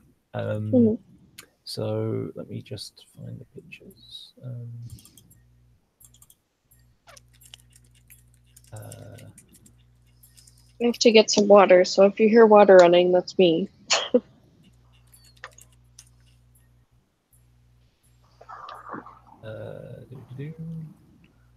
Okay, so I bought a new bike. It's pink, and I didn't deliberately go out of my way to buy a pink bike. It was it was a somewhat pleasing coincidence, I suppose. So so what happened was I needed a bike that was big enough for me, because I'm 6'4", so I needed a 19-inch frame. And then I needed something that let me just going to mute her for a minute. So I needed something with a 19-inch frame, and I needed something with gears, because living in Manchester, you know, it's got some hills, so that was important. And I wanted one with a basket on the front. And it also needed to be not stupidly expensive. And most of the ones that had all the things that I needed were like 300, 400 pounds. But then I found this one that was 180 pounds. And it, you know, so it was a reasonable price, fitted all the criteria. Could do with it having a front derailleur so I could go a bit quicker. But no, it's perfectly good. And it was like, oh, but it's pink. Ah, well, it's pink. That's cute enough. So that's what I went for. So yeah, I was happy enough with that. So yeah, that was and it was really quite upsetting the first time I went out, because when I took those pictures, I went out to the park because I got it on the Wednesday, so the bike arrived on the Wednesday, and then it rained until Sunday. So on Sunday, the sun came out a little bit.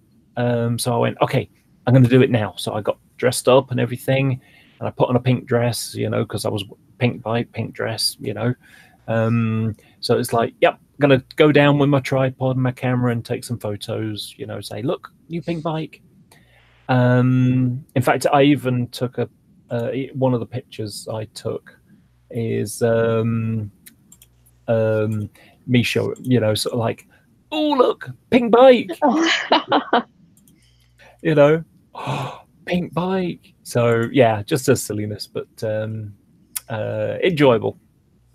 So yeah, so I'm on the road going up a hill, and a car comes the opposite way down, a little bit quick, and then does a U-turn, by which time I'm at the top of the hill, sat at the traffic lights.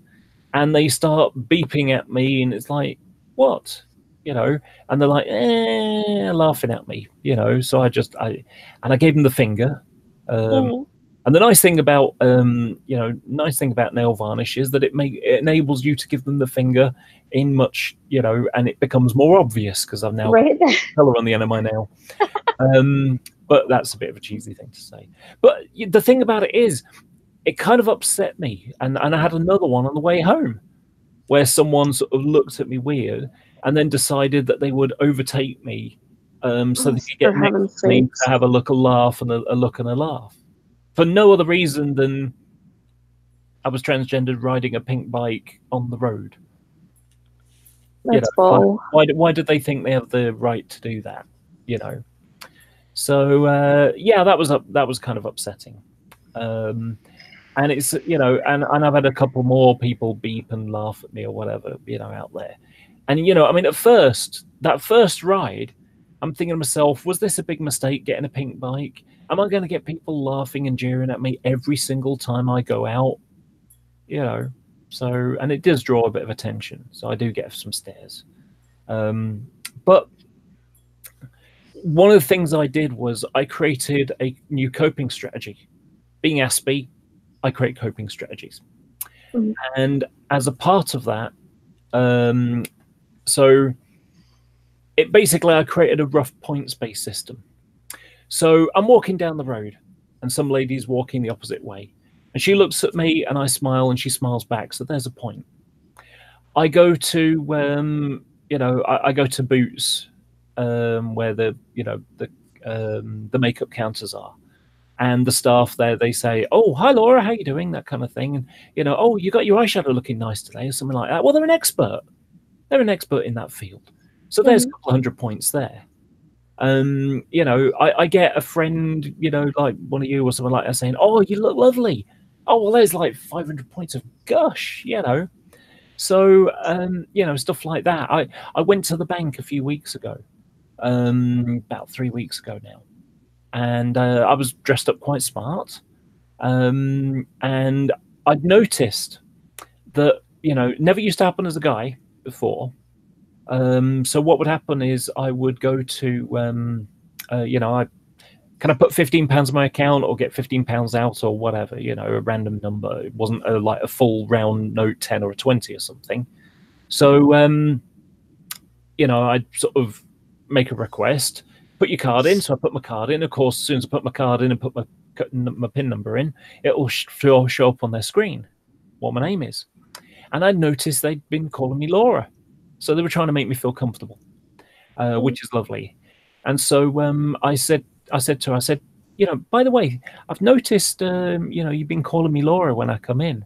I said, thank you very much for that. It really is nice. It's gender confirming. It makes me feel good, you know. And she said, oh, you're really welcome, you know. And she said, you look nice today. I said, oh, thank you very much. It takes a bit of time to get the makeup right and everything, but, you know, I think I do quite well, you know. But this is a new dress, you know. And she said, oh, it's lovely. You look beautiful. Having someone say I look beautiful is wonderful. It's, you know, it's like that's 1,000 points, because, you know, I don't look like a proper full female yet, you know, because I'm tall, I stand out, you know, and my voice is still quite male. It's softer than it was, but, you know, I still don't sound properly female yet. And, you know, I don't pass completely. My features are still quite male because no hormones yet. So to have someone say that I look good, or that, you know, that I look beautiful, those are powerful words for someone like me.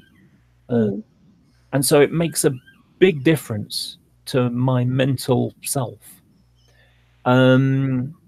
So yeah, all those sorts of things are good. And, you know, another example of something, and, you know, it's going to sound a strange one because it's a bad thing or a potentially bad thing. But when I had a health scare. I basically found a lump on my right breast. It was like 10 uncomfortable, and I could feel the lump underneath. And so, and of course, you know, although breast cancer is something that, you know, generally females get, you know, people point at females and make sure you get scanned and things like that. Males can get it too. Yeah. So it's like, okay, let's, you know, go to doctors, get a checkup, you know, make sure it's something or nothing, or, you know, whatever. I mean, it's better to, you know, better to know for sure. So, so what happens is I went to the doctors, and, you know, I got some other stuff done first, but then I said, okay, I've got a lump. So the doctor says, okay, we're going to have to do an exam, going to have to do an examination. So he, you know, sends a message out to Steph, who is the dietitian, but she's also like the practice nurse. And Steph is lovely, she really is. But anyway, I'll tell you about that in a minute. So so what happened was Steph comes in, and she's the chaperone. So the chaperone system is designed for patients. It's designed to protect both the patient and the doctor.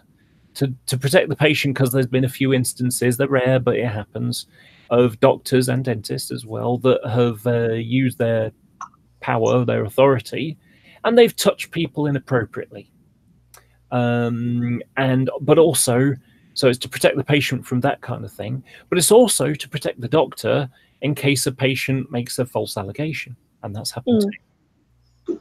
Well, so you know, Steph watches as the doctor feels, you know, feels under my arm for lymph nodes and things like that, and it's like, okay, you can get dressed now. Thank you very much, Steph. She leaves. And okay, so what I want you to do, I want you to go to hospital to get a scan. Now you can either go to the local hospital, however, they've got a male clinic, and because, you know, biologically you're still male, that's where you'd have to go. However, another option is to go to Oldham Hospital, and they've got a mixed gender clinic, which I think will be much more comfortable for you as you are. And he was making references to me being trans. But I also found out afterwards, and, you know, I checked, and I've verified with Steph, the chaperone system is only given for female patients. So I was being treated as a female patient, and I was given consideration to last night just send you to the local hospital where you'd be treated as a male, even though I'd look like this, although I'd probably maybe want to go as a guy. So I ended up going to the Oldham Hospital to the breast clinic there. And again, I was treated like a female patient. And I kind of fed back to it as well, because there was a trainee doctor there, and it was like, okay, would you be prepared to have the trainee doctor, to do an examination as well as a part of his training? And I said, yeah, that's okay. And they had the chaperone system again. So he comes in and he asks me questions about whether I drink or smoke or other sort of factors, age, etc. And I thought, you know what, I'm going to help him as well, because they don't teach gender stuff in medical school. Mm-hmm. So I thought, well, what I'm going to do is I'm going to teach him what the process is, so that he can learn something new that he may not learn in medical school as a part of his normal training. So I told him about, the transition and what hormones do and all those sorts of things, the things as far as I knew at the time. And that helped him out. So then the doctor, she comes in, she was the surgeon, the breast clinic surgeon. And she does her examination, and then he follows up. And again, it's all watched by the chaperone. And then I was given, it's like, okay, I want you to get a mammogram, which is basically an X-ray. And for anybody that's not ever had it done before, it hurts. It really is quite painful. Basically, they have a metal, it's a plate, and then a sort of an L-shaped piece of plastic with the scanner at the top, and they squash your breast. They basically stick you in a massive big vice. They squash your boob in a big, massive vice. Now, for women, it's probably slightly less painful. I doubt it. I have no doubt that it's painful, but it's probably less painful because if we imagine, if you pinch here, there's quite a lot of skin there. And yes, it'll be quite painful, but if you pinch like there and it's a skinny piece, it hurts more. That's because there's not much tissue. What they need to do is they need to squash it to get as big a cross section as possible, so that they can scan through it, and then they go sideways. So, sort of you have your arm up and they scan sideways. So they're doing a vertical, a top-down scan and a horizontal scan, and they're looking for any tissue, things like that. And like I say, they lie to you. They lie to you. They say it'll only hurt for 5 seconds.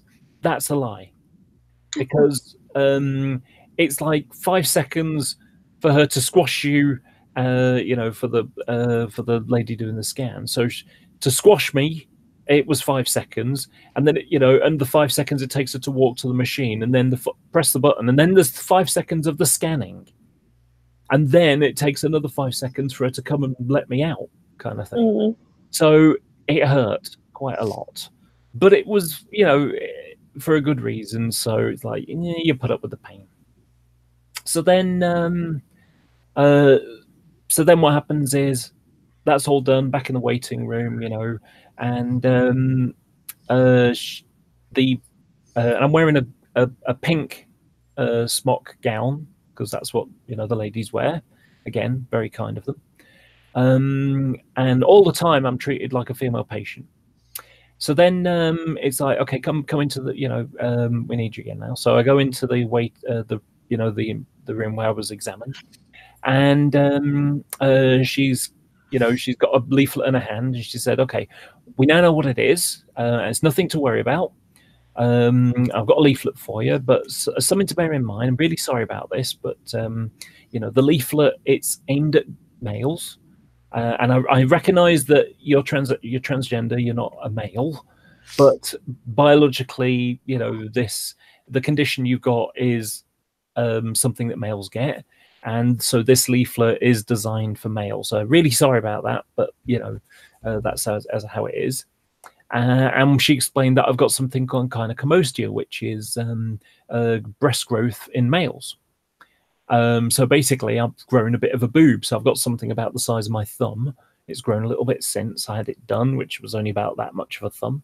And I've got a little bit more in this side than on that side. But I basically got a bit of breast growth. It's triggered by medication. So it's like, well, and I joked. I said, oh, maybe I should, get too much of my medication, so try and get it there, because I've got to wait 2 years for them gender identity clinic to give me any hormones before I grow any. So, and she laughed. She's like, yeah, that's not a good idea, of course, because that's how you screw up your kidneys. But anyway, so, but like I say, it was like all clear. And yes, I've got this male affliction, but they were apologetic because they recognize that, I'm not male as such, though my biology might be. They recognize me as a female in how I was presenting and living and being trans and everything. So, and I'm always going to have that because, biologically, I will always be male. I'll always have an X and a Y. So there's always going to be that. And although, I'll end up getting hormones, hopefully, and growing boobs, I'll still have to have, still have to worry about, the increased chance of breast cancer like women get. Sure. And, eventually I might end up getting surgery and there are chances of yeast infections and things like that, exactly like women get. So, some things will always be guy things and some things will be female type things. But it is what it is, just the way I was born, and that's fine. So, like I say, although it was a sort of negative thing, it was actually a really positive thing. It was a good thing in my life. As a part of my transition, I was being treated as a female patient all the way through, being treated with respect and care, and it turned out to be nothing important. So yeah, that was a positive thing in my transition. And I apologize for I'm talking. I've got two people here just listening to me talk. No, it's good. Okay.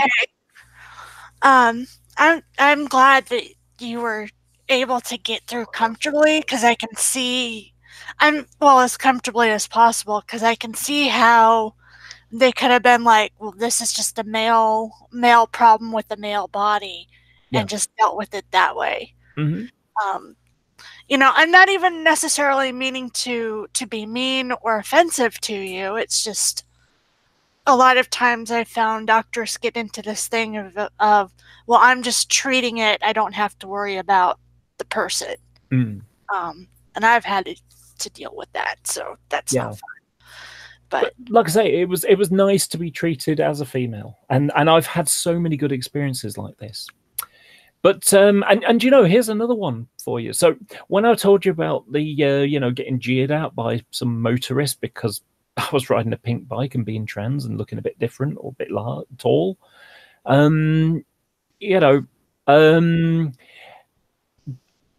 there was a negative thing because my reaction, I'd reverted into a guy mode. I gave him the finger because I was angry at them, and it's like, you know what, I'm going to give them the finger, and then just ignored them, and eventually they beeped at me and then left and give me the finger back. And then the other one, they just laughed and jeered at me, and I just like, yeah, find yourself on YouTube, I shouted, because that was the way that I would have reacted previously, before I'd started to transition, when I was dressed up like a guy and riding a guy's bike, wearing guys' clothes. I was reacting in a kind of male way, because of course, what happens? The I've got all I've got testosterone in my body, and I've got adrenaline pumping through me because someone's treating me badly. So the adrenaline goes up, the maleness comes out, and that upset me because I don't want to be shouting abuse at someone on the street like a male does. I remember Robin Williams made a joke many years ago. That's why we should have a woman president. There'd never be any wars. Just every 28 days, some intense negotiations. And that, a woman wouldn't make a nuclear bomb. She wouldn't make a nuclear bomb that a bomb that killed you. Make a bomb that make you feel bad for a while. And so it's a similar kind of thing. I don't want to have, until I got hormones, when I'll take testosterone blockers and take estrogen, then that will change how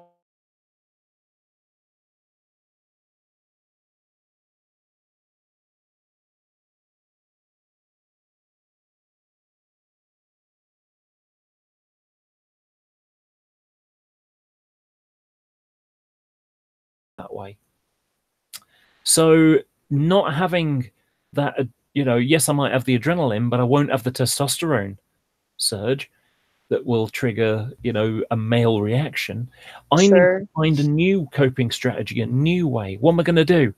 Just, do I blow them a kiss in some kind of sarcastic response? Well, that could trigger someone getting out of their car and deciding to assault me, or ram me with their car. So I think I'm just going to, just look at them and just go, and then look away. Maybe that'll be enough. Yeah. But that also came with a positive thing that happened, because I went to the police about it and I reported it. And I was actually reporting it as a driving incident, as road offence, effectively, beeping horns and, distracting, stuff like that, harassing a vulnerable road user. And so that was my thought of it. But when the police decided to deal with it, they decided to deal with it as a hate crime because I was transgender, saying that I was transgendered. So unlike other ones, the police don't even bother turning up or anything. Within 4 hours, I had a police officer turn up. And he was very kind.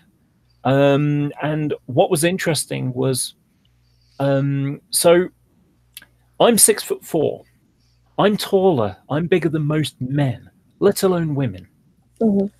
This police officer, he was 6'6", so a couple of inches taller than me. Oh.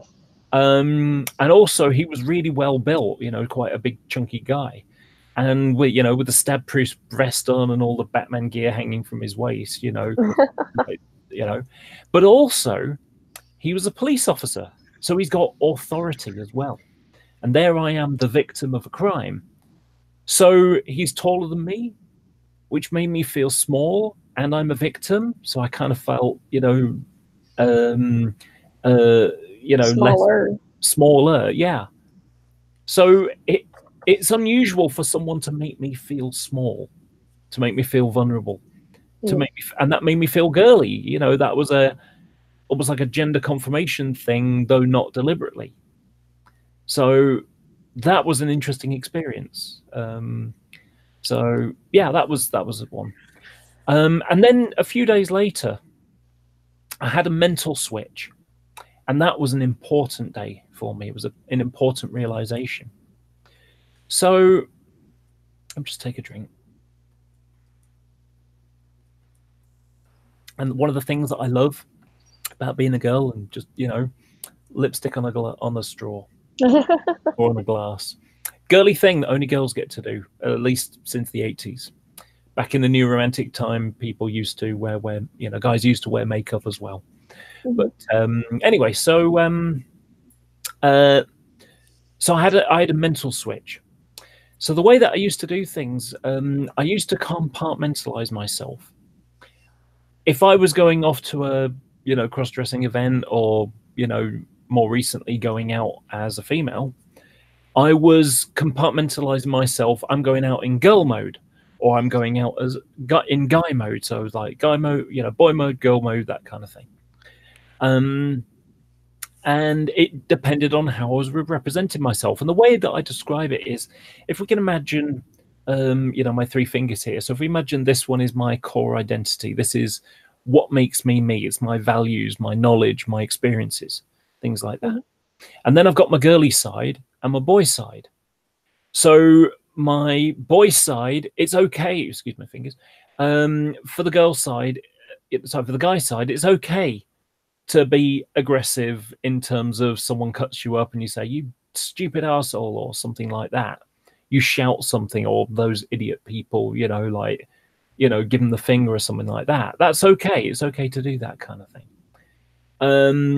But also being weak or crying or something like that, that's not what guys do. There's that social expectation of this is what guys do and this is what guys don't do. So I would hide the girly part of me. And then if I was being a girl, then I could hide the masculine part. I could be softer and kinder and make those kind of expressions, those girly expressions, like earlier on when I was explaining about my coping strategy, be like how I can get gushy. you know, things like that. Being able to wave my hands around and go, oh gosh, that's just lovely, you know, things like that. If I did that as a guy, gay, that person's gay, you know, that kind of thing. They may not mean it derogatory, but it, you know, it sort of is.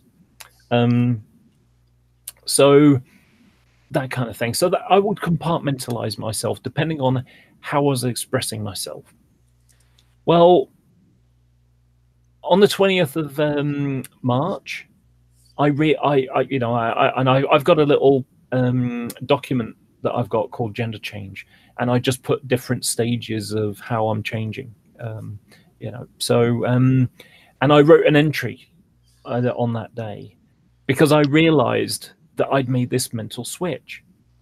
Because what I would do is, if I was going to Manchester and putting on my makeup or something, I'd be thinking to myself, I'm going to Manchester as Laura today. I'm going to go to Boots and do this and do, you know, do girly stuff, basically. As opposed to, I'm going to go to Manchester as a guy, I'm going to go to Games Workshop and play war games or something like that. But instead, I found myself thinking, I'm going to Manchester today. I didn't need to compartmentalize myself. I didn't need to say, I'm going as a guy or as a girl. I didn't have to say, I'm going as Laura. I was just going as myself because I wasn't doing the guy stuff anymore. You know, my transition has been such that I don't dress up as a guy anymore. I haven't done, you know, other than something I'll tell you about a little while ago. The last time before this last one, a few weeks back, the last time I'd gone to out as a guy was to visit my mum on the 12th of January. So, so as a result, the normal is me to be like this. This is who I am now. So I didn't need to think of myself as going as a girl and not going as a guy. I was just going as me. This was, you know, it's a full thing now. This is the new normal. I don't need to compartmentalize myself because I'm not doing the guy thing anymore. That's not a part of my life now. So it was a big thing for me. So, you know, going out as a guy wasn't on the list of options for consideration. So that was special. So that's why I referenced that.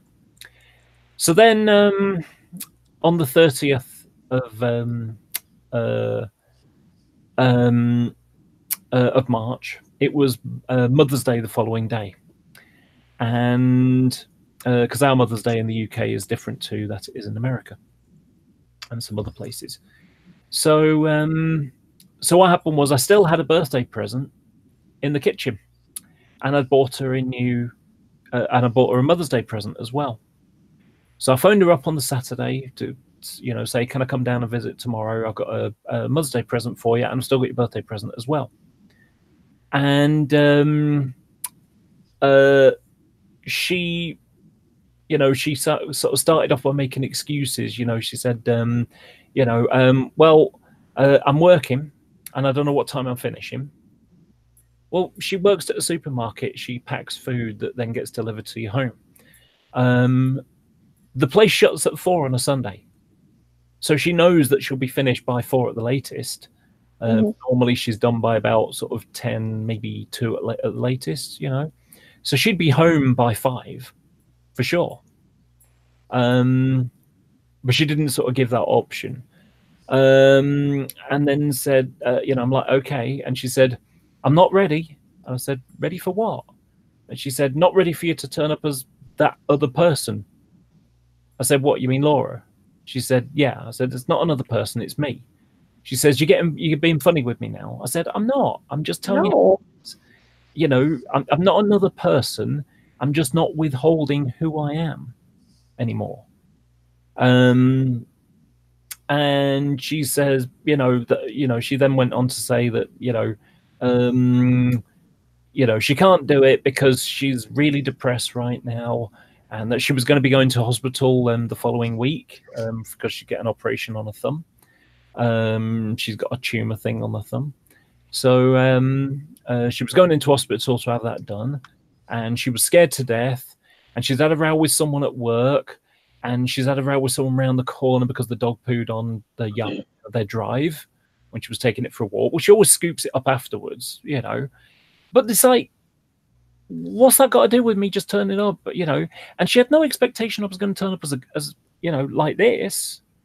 You know, so why she was even suggesting the idea that I would turn up as you know, as Laura was silly.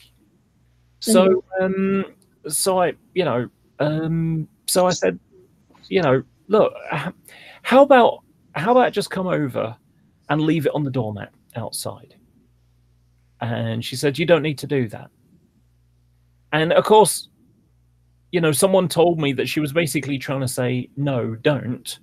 But unfortunately, having Asperger's, I take people at face value. And she knows that I got Asperger's and that I need you to tell me straight. Right. Doing that. So, you know, by saying that, you know, she sort of, you know, it left room for like, well, obviously there's an opportunity there. So you don't need to do that. And I said, like, well, I tell you what, how about a mail on to instead? And she went, oh, that's not unfair. That's not fair on you. And I don't want to be unfair. And I said, well, kind of are being. And I was going to, you know, follow it up by saying, look, all I want to do is come down as a guy. And I told her, I'll come down as a guy and just leave it on the doormat. And, you know, she says, you know, sorry, and I was going to follow it up by, all I want to do is come down and give you a present as a guy, you know, and of course, if she doesn't want to talk about the Laura stuff, you know, she only has to say, okay, fine, come down. I just don't want to talk about that stuff yet, you know. And sorry, and I missed a bit. I'd said earlier, I said, look, we're going to have a conversation about this sometime, not tomorrow. And like, I can't, and then went on to about these excuses, you know. Because it was getting frustrating. It was getting silly. She didn't even want to see me or talk to me or anything. I hadn't seen her for 2 months, you know, because she didn't want me to go down as Laura or talk about it or anything, you know. It's full on denial. And it's like, look, you're going to have to talk about it at some point because, you know, if she just keeps bottling it up, it's just going to sit there. You know, it's going to go stagnant. And, you know, I want to help her get through that. You know, talking it out helps. But she just didn't want to talk about it. And of course, she's not saying those things. I've had to interpret those things afterwards. So, so then what happens is she, you know, well, I didn't get a chance to say any of that stuff. You know, I said, you kind of are being. And then she just says, okay, you know what? Just don't bother coming down. Just consider me dead. And then she hung up. And I was upset. I was angry. Yeah. Because, you know, and it's like, how dare she tell me that I should consider her dead? She's about to go in hospital. And the last thing she would have said to me is that I should consider her dead. So I threw on guy clothes and I went out as a guy on my guy bike. And I raced down there. And I mean, I stopped a couple of times and I'm thinking all the way through, what am I going to say? How am I going to say it? You know, I as I've shut the door and locked it, and I'm thinking, maybe I should just send a letter or something. You know, I'm angry, I'm upset. Now is probably not the best thing to do, but it's like, no, she's going in hospital this week. I can't leave it unsaid like that. So, so I rode down there, and I went and put the bike out. You know, left my bike outside, and you know, I went in. She went, I don't want to talk. You know, go away, go away. I don't want to talk. I said, we're going to have this conversation because I'm not leaving it on what you just said to me, like that. So I shooed the dog off the chair, and if my dad was in the living, because my dad normally sits in the living room, my mum sits in the dining room. They watch their own television programs, and if he wasn't in the room already, I would have gone down to get him to make you know, to watch over us effectively, because I didn't want her, because bear in mind I'm tall and I'm annoyed, and I didn't want her to feel, you know, that I was going to be aggressive or attack her or anything like that. Because in the past, I have not attacked her, but thumped things, punched a wall or shouted and screamed and things like that. I have had tantrums, shall we say. And I was conscious not to do that. So what I did was I shooed the dog off a chair and sat down, because that way she's the one that's standing up. I'm the one that's sitting down. I can't be towering over her. I can't be shouting and pointing my finger at her, so it would disarm it a little bit. So so I told her, I said, and I was angry, but I didn't swear or shout. I was like resolute and stern, much like I am now. And I said, you don't get to tell me that I should consider you dead. If you want to consider me dead, that's up to you, but you don't make that choice for me. And I said, you nearly got it. You nearly got that to happen. The last time we'd spoken on the phone, because when you I can't remember the wording I used, but I basically, after when she told me she didn't want me to go down to deliver a birthday present, and she'd never accept me as a daughter and blame me for miscarriages, and couldn't accept me because she'd had miscarriages and all that kind of stuff. She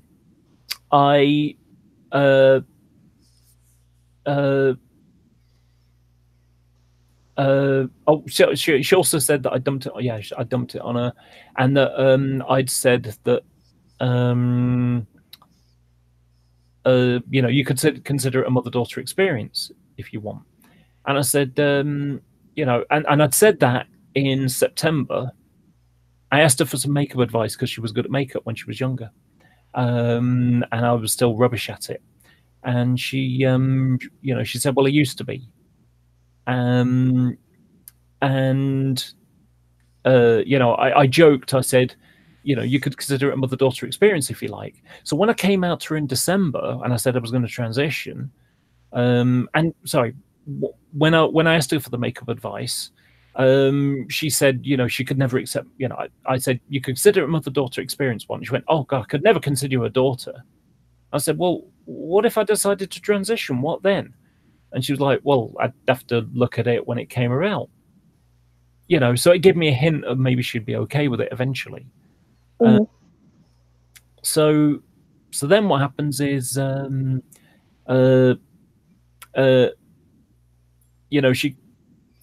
I came out to her in December, she told me that, and I could never accept you as a daughter, she said, which I'd mentioned earlier.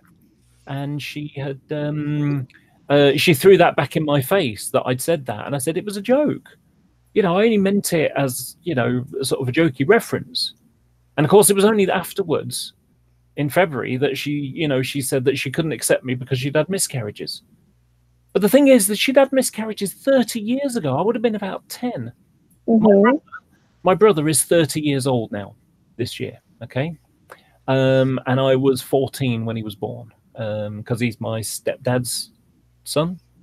So he's my half brother. Well, he was a bit of a miracle child because she'd had a couple of miscarriages, and they'd struggled, and my dad had a little operation and that solved the problem. And then my brother came along. They couldn't get another one since. Well, he's 30 years old, so we're talking about 30 to 35 years ago that she'd had these miscarriages. And although I'd known that she'd had them, I didn't know they were girls at all. I would have been a lot more tactful if I'd have known that. If I'd have known that was a sore point. So, to sort of blurt that out at me as if that's an excuse for not accepting me just felt like a weird random thing for me. So, so I told her that, after we talked in February, when she tried to blame me, or tried to, dump a load of stuff on me, I actually considered taking some pills because I thought, this pain is really hard. It'd be so much easier if I just didn't exist anymore. That would make the pain go away. And I only thought about it for a couple of seconds. You know, it was like 10 seconds of contemplation about it, and then, you know, another, you know, minute or so saying, "Don't be stupid. That was the stupidest thing to think. You're doing so much better now than you ever have done before. You know, why go back on this?" And it made me resolute. It's like, my mum accepts it or she doesn't. It's up to her now. I'm not going to go back. So she finds a way to deal with it, or she loses a child. Now, of course, I had that in my head. But, you know, and one of the other things she threw at me, she said that I'd laid an ultimatum on her when I came out in December, when I told her I was going to transition, and my dad as well. And what I said was, so back in 1999, when I first told her I was going out to these little events, she said, "Okay, fine, just don't bring it here." And I said, "Well, if you want me to go with that, then you know, you're going to have to find some way to deal with it, because you know, this time next year, I want to be like, you know, I want to be coming to Christmas as Laura." Right. You know, because that's who I am. That's who I'm going to be by then. I'm going to be living like that all the time by then. So, you know, if you want me to abide by your rule of don't bring it here, well, you'll never see me. You know, so effectively what I was saying was, if you want me to go with your rule, then I can't come. It's not I can't come because I refuse to be anything else. It's no, you want me to obey that, and that I'll be living as someone different by then. I'll be living as Laura. Right. So if you don't want me to come down as Laura, then you won't see me. You know, it's up to you to decide, but I'll be living as Laura by then. I'm not going to be living as a guy. And so as a result, it's up to her. The ball is in her court of what she wants to do. You know? And I said, until you're ready, I'm happy to come down as a guy. But this time next year, I'm going to be living as Laura 100% of the time. So if you want me to, you know, if you don't want me to bring it here, you'll never get to see me, because I'll be living like that all the time. That will be me. That will be how I live. And like I say, she twisted it into, I gave her an ultimatum. She accepts it or she doesn't get to see me. And although that's sort of true, it's me abiding by her wishes. You know? So, right. So yeah, I told her that I'd considered suicide, and she said she'd have to carry that guilt. And I told her that she just told me over the phone that she was going to be having an operation. She was scared, and I didn't know whether she was going to go to sleep for that, or she was yeah, see you around, Doc. I didn't know whether she was going to sleep for it, or she was going to be awake for this during this operation, or what. I had no idea. If she died on the table, the last thing she would have told me is that I should consider her dead. And then, you know, and so she said she couldn't accept it. You know, she didn't like it. She didn't, you know, she said that, I told her that she'd said that she couldn't accept because she had a miscarriage. She said, I didn't say that at all. I said, you did. I said, here's the quote. I can't have girl children. I can't carry girl children. All my girl children died. And she turned to my dad and she said, well, that's what happened, wasn't it? As if that's an excuse against, you know, a defense against refusing to accept me, you know. So then she said that I'd said I could be the daughter you never had. And when I challenged that, I'd never said that, because I'd never even thought that. She, you know, she couldn't remember when I'd said it.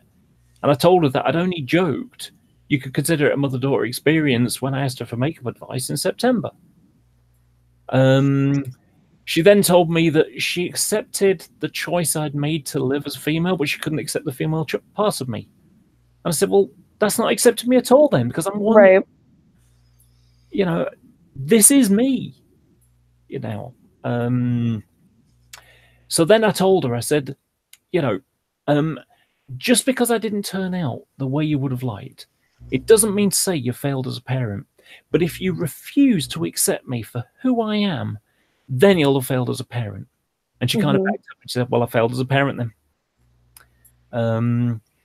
And then she started to say something, and I cut her off before she said it because I knew she was going to say something she'd regret. And she, and you know, so I said, stop, be careful what you say now, because once you say it, you can't unsay those words, you can't take it back. And she said, I want nothing more to do with you. I'm not going to change my mind. I'm going to say, I'm saying exactly what I mean. I want nothing more to do with you. I want you to go, and I want nothing more to do with you. And so I got up and I took a couple of steps towards the door, and I stopped, and my dad had stood up by then. I think maybe he saw I stood up and thought I might do something. I don't know. But he was stood up. I don't remember when he stood up. And so I went to him and I gave him a quick hug, and I said, and I put my hand on his sort of shoulders and I was on the side of his arms, and I said, I know I'm only related to you through my mum, but just because she wants nothing to do with me, it's not over between you and me, okay? It's not over between us. And he's like, yeah, I know. And then I headed for the door, because I was like really tearing up by then, and I gave a big sob, and she said, I'm sorry, upset, but that's just the way it is. And I cut her off and I said, no, you can't tell me that you're sorry at the same time as you're saying you want nothing. If you want nothing more to do with me, you can't. You just, it's not right. And I went out the door and I shouted through the window. I said, I'm not going back. I'm not going back to living like I was. I'm happier now than I've ever been before, and you're not going to take it away from me. And that was when I got on my, I left and I got on my bike and I rode home. I came the long way because I was upset, and I didn't want to be on the busy road with my mind racing all over the place. And so, so I got back home, and I took off my guy clothes and lobbed them in the hallway and put on a dress and undies because I was hot now. The weather was reasonable. It was a bit cold, but warm enough, So, and so, and as I threw them on the floor, I said to myself, I'm not going to need them again. Because the only reason I was having guy clothes was for in an emergency, if I need to go to the bank in a hurry and I haven't got enough time to put makeup on. Let's say I've got half an hour before the bank shuts. And if I don't go, then I'm going to get hit by a bank charge or something. So I need to put some money in. Or I've run out of gas or electric, or I'm about to. Or I was going to go and visit my mum. That was the only reason I had guy clothes. I hadn't worn them since January. And this was, at the end of this was at the end of March. And so, it's like, okay, I don't need those anymore. And so over the next week and a half, I went through my bedroom and I got all the guy clothes and I lobbed them out in the hallway. So I walked over them for about a week and a half. It was like a foot deep in guy clothes. T-shirts, sweaters, tracksuit bottoms, a couple of shirts, any guy clothes. I just threw them in the hallway. And then I divided them up into two piles. Stuff that was bad, things that had stains and holes and tears and any of that kind of stuff. And stuff that was good enough. Like, for example, last September, I went to the funeral of Jade, and I bought a whole bunch of new guy clothes for that, some new T-shirts and tracksuit bottoms. I had one set I'd never even worn them, still had the tags on. So they went into to go to charity and to go to the recycling, clothing recycling point. So I split them into two piles. And then I went through stuff, and I've kept two sets of guy clothes in all. I've got one neat set in case I need to go out in an emergency, or in case my mum changes her mind. Because I haven't closed the door on her. She closed the door on me. I haven't closed the door on her. So, so I've got one set for neat stuff, and one scruffy set in case I want to do like decorating or something, get paint on me and whatever. Who don't really care. So yeah, I don't want to get it on things like this. Don't mind getting it on old guy clothes. So I'll get one set for scruffy stuff and one set for neat things in case of an emergency. And then you know, so I went and disposed of them. And over during, it's 2 weeks ago now. On the Tuesday, I went out, and that was a really good day. So I took, that was the 23rd. So I took my first bag of guy clothes out to the recycling disposal, and I wore a rather snug fitting shift dress. So, you know, kind of hugs the hips. And I was wearing a pair of 2-inch heels, like chunky heels, which make you kind of, you got to walk rather more ladylike in those, one foot in front of the other. And I, you know, great looking makeup. I looked really nice. And I was tightly tucked, so no boy things could be showing. And so I ended up walking through the indoor market, my feet clip-clopping away. And I was thinking, and you know, my head held was high. I was feeling good about myself, and all I was thinking was, you know, I hope I'm tucked in, you know, tucked up tightly enough, and no one can see any boy bumps. I'm pretty much certain I am. But you know what? Even if anyone can see anything that might give an indication, I don't care, because I feel good about myself. And so I went to the haberdashery place at the end and bought what I needed to do. And then I decided, you know what, I'm going to treat myself. And so I bought myself some fresh flowers, some nice carnations. Because, you know, it's like, you know what, I'm treating myself. I'm going to feel good about myself. And I bought myself some nice flowers. Very girly thing to do. And they've died since then. But you know, I just felt really good about myself. And then Wednesday it rained a bit, and then on the sort of like late afternoon, like 4 o'clock ish, it was quite sunny outside. So I decided, right, I'm going to go and do it now. So I threw away 5 bags of clothes. That all went to the recycling disposal. And you know, and then I thought, do you know what? I'm feeling so proud of myself for having ditched almost all the guy clothes that I'm going to treat myself to a kebab and a bottle of wine. And so I did, and I enjoyed it as well. Oh, and I missed something out. On the Sunday before that, which I think was Easter Sunday, actually, I took a small bag of guy clothes, and I took them down near the canal, and I had a bucket of water from the canal as well. Took a bucket with me, and got my friend to video it. And I wore this nice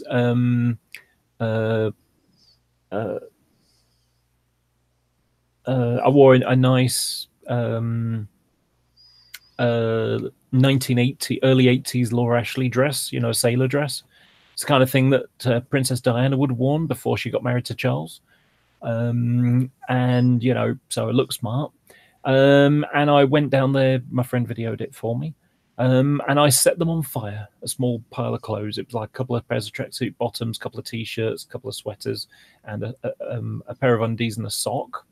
And also my school tie, which I kept since I was at school, you know, because of course I found it when I went through all my guy clothes. You know, it's like a sentimental thing that I kept from school. So, yep. So I just set it all. I set it on fire and videoed it, and it was really cathartic. It was like a release. You know, it was basically the girly phoenix rising from the ashes of the boy stuff, the boy past. And so, like I say, it was good. You know, so yeah, it was It was a symbolic gesture of moving away from my guy past. Really liberating, you know. And really, that's the way I am now. I'm looking forward to the future. I'm not looking back at the past. I'm, that's in the past now. I'm not going to dwell on what was. I'm going to look for. I'm going forward, moving forward, not dwelling on the past. Good. And it just feels so right. Being me, this like I am now, it feels so right. It's the right thing to do, and no one can tell me that I can't live like this anymore. So yeah, and also, and this is a little bit cheesy. When I took those guy clothes backwards and forwards, take a big bag of black bag full of bin bag, and stick it in the basket of my bike, and I ride off and then dump it off and then come back and get another one. 5 trips it took, 5 return trips, and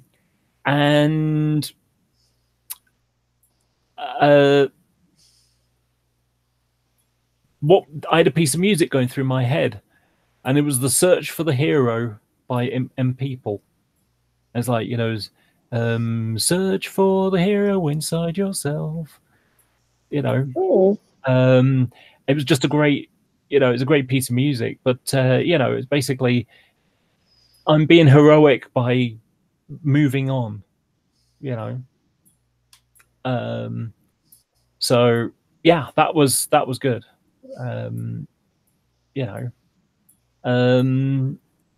And yeah, so and I've had all these wonderful little things. Like I say, I mean, I posted a picture on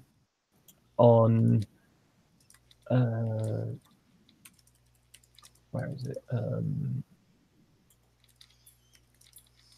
So after I dropped all those bags off, I took a photo of myself with my tablet, and I posted I posted it on Twitter. Yeah, that is pretty. Yeah, I mean, the colors aren't quite right because this is a bright emerald green, and these are a little bit darker, so it's a little bit washed out. But I looked smart. I felt good. I dumped all these guy clothes, and it was like I just felt lifted, and one person, my friend Wednesday, who's the person who signed my deed poll certificate, so was a witness to my change of name. She replied saying I looked fantastic and radiant. Yes. And having someone say something like that to me was lovely. I mean, radiant. That's not a name that you it's not a word you use when you're talking about guys. Mm-hmm. You say that, I mean, you might say that about pregnant women. I've got a bit of a tummy, but not pregnant. But no, just having someone say I was radiant, and having people say that I look beautiful and things like that means a million. That's like just hundreds of points there, just in gushiness and how it makes me feel. So that's basically how I, where I am now. Everything is positive. I mean, yes, I still get people who, say some things and things like that. But the amount of positive experiences I have is a mountain compared to the tiny molehill of bullshit that I get. Like, I mean, for example, a few weeks ago, I rode to the market to go to the haberdashery place, and there's some lads, about sort of 17 to 28, age years old, sort of sat on the market, empty market stall area, and they're like, "All right, darling," all that kind of stuff, and laughing and cackling and stuff like that. And I just ignored them. Now it kind of hurt. It was upsetting to have someone just single me out for no other reason than I rode by and said nothing to them, didn't look at them or anything. They just decided that they would try and bully me, But it didn't work because I don't, you know, although it kind of upset me, I'm not going to let that affect me, if you know what I mean. I'm not going to let it get me down. I'm not going to let them control my future, my life. They're not going to make me go back to living as a guy or anything. Fuck them. You know. So it's just like, you bunch of dicks. And the only thing that I did after that, other than go and pick up the things I needed, when I got on my bike, I hoped that they weren't like around it at the time, that I would have to, it'd be a scene. But that wasn't a problem. That didn't happen. So what I did was I went a different way around to get home because I didn't want to go past them and get more of it. So it's just like, yeah, let's just avoid that. It's a shame that I had to do that. I felt that I had to do that, but it is what it is. And so it's like, screw them, you know. And then last week, I was walking from the market to, you know, to the shopping centre area, and some lady, you know, some chav with a pram and, you know, a boyfriend stroke husband who probably didn't have a job because he looked scruffy, and, you know, a couple of friends that looked like they were all, you know, just chavvy scum, really. Horrible to say things like that, but, you know. And as I walk past, she goes, "There's another lady, man."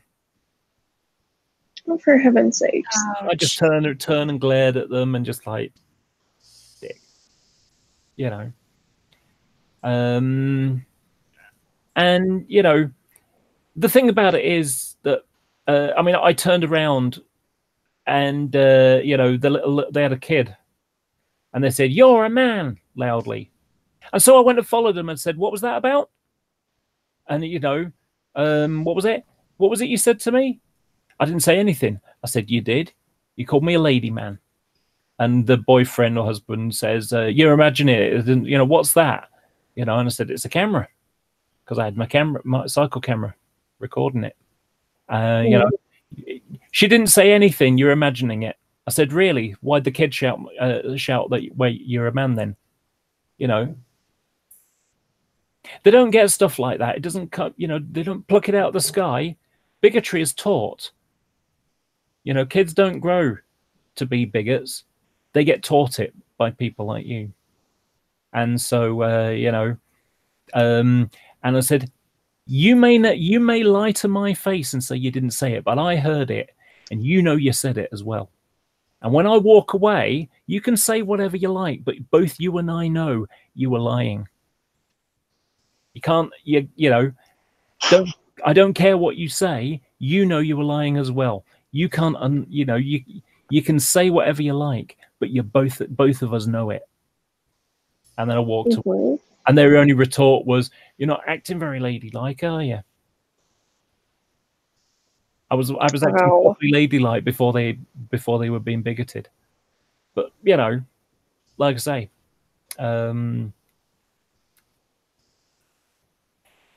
I also regret going back and saying anything, because it's like, why give them the satisfaction of knowing that they annoyed me?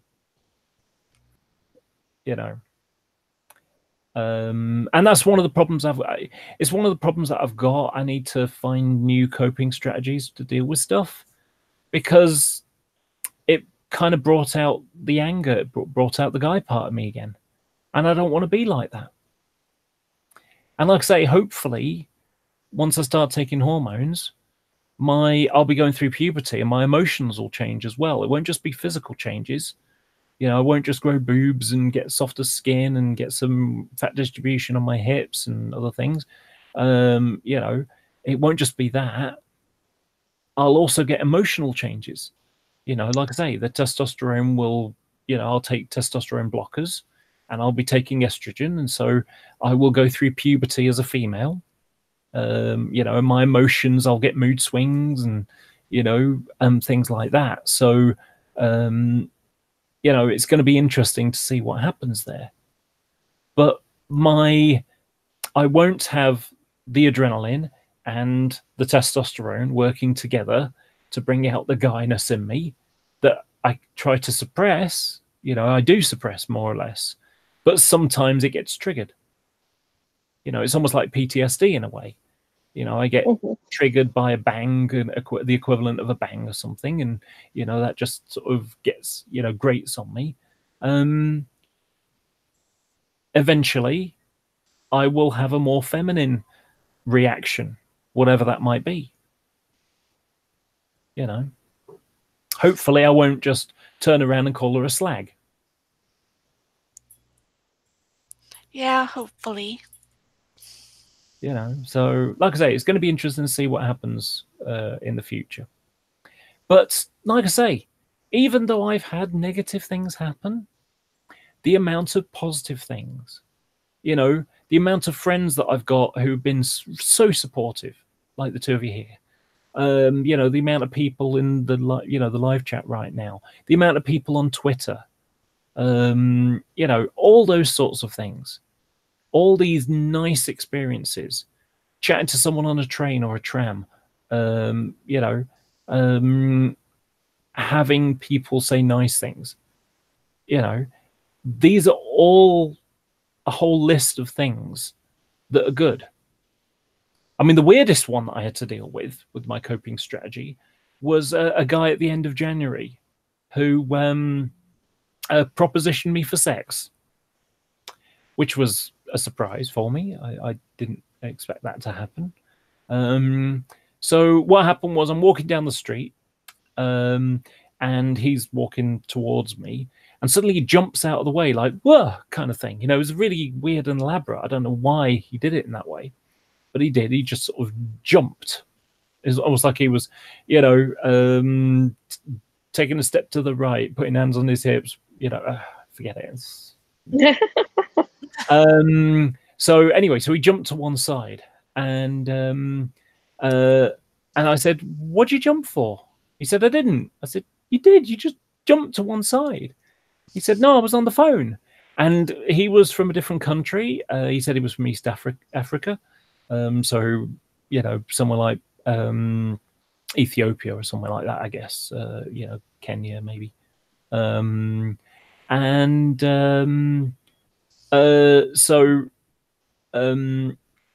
I quickly realized that the word I was using was not what he was thinking. So when he heard you jumped, he assumed that I was saying I was going to jump and attack me. So he was going to attack me. And I said, no, I didn't think that at all. And so it was just a cross-cultural, you know, misunderstanding. So so he said, hey, would you like to get a drink? I said, why? He said, because I've never met anyone like you.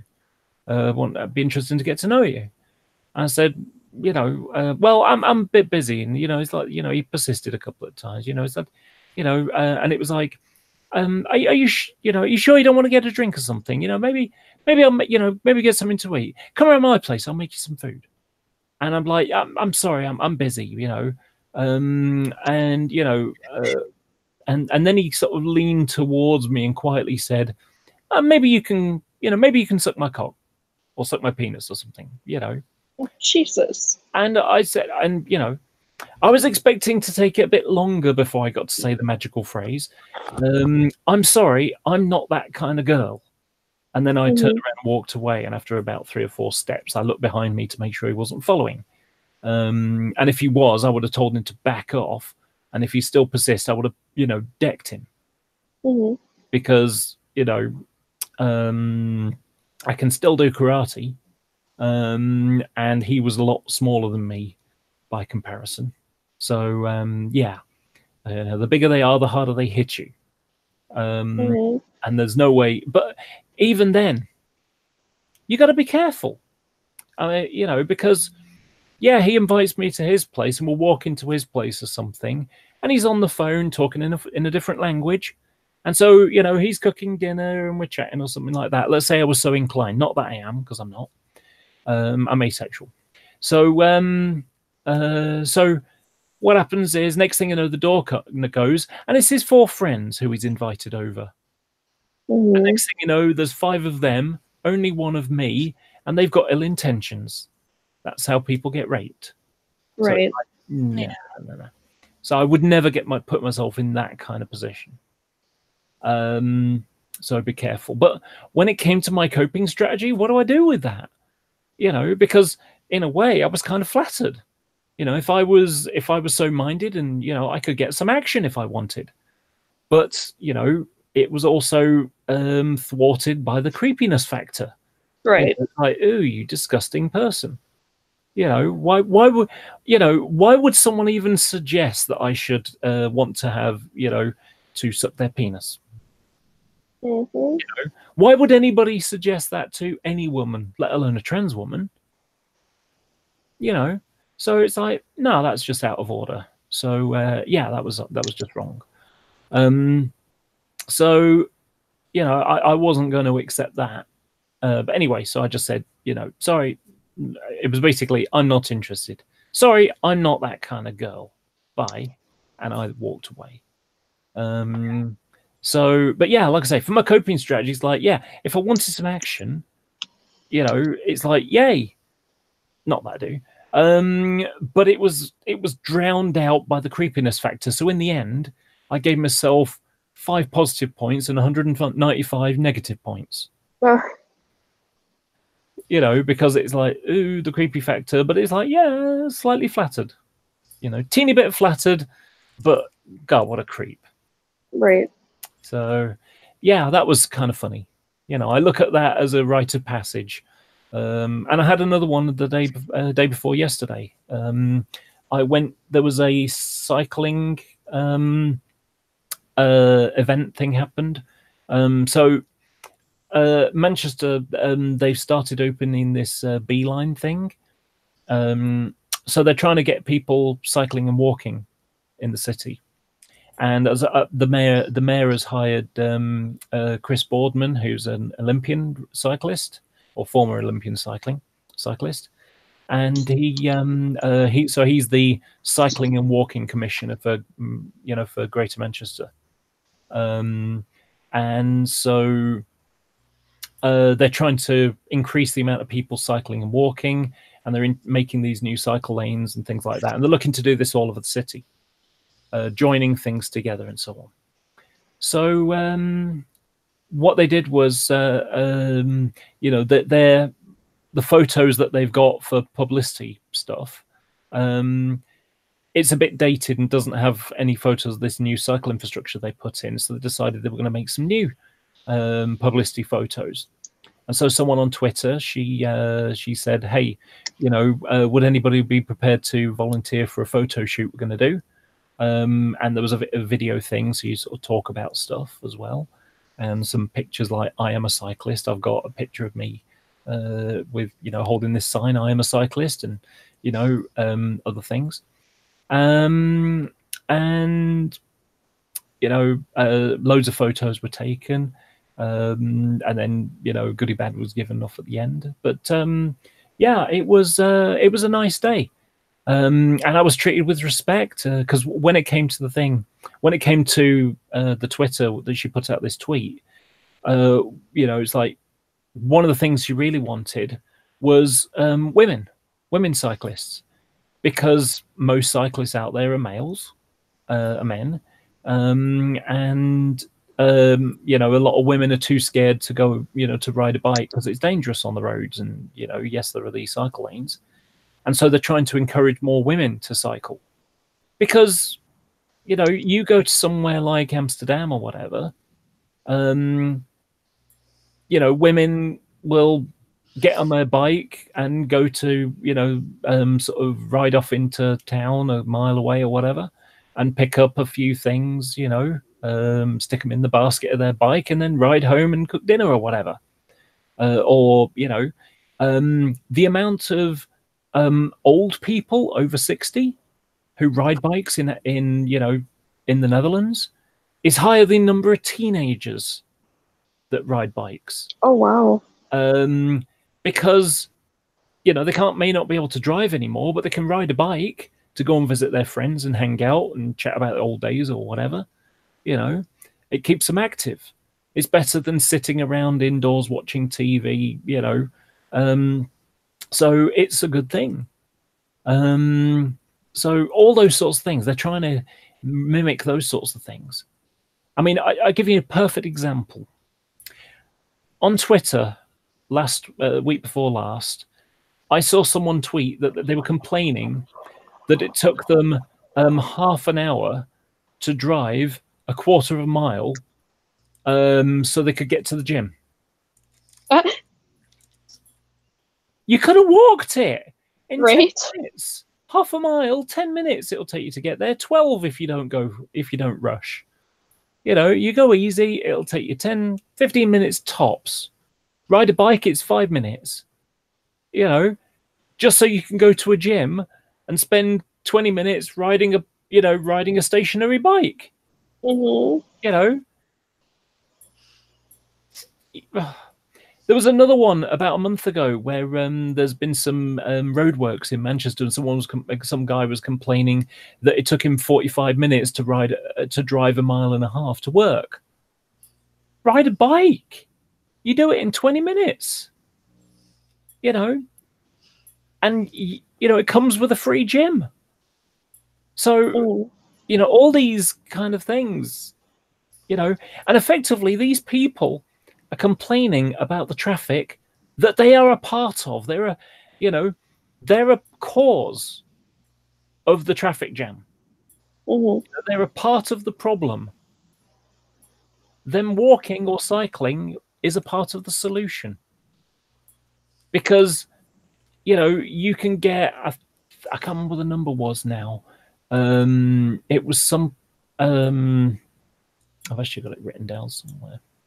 Because it was a part of a script that I wrote. Open.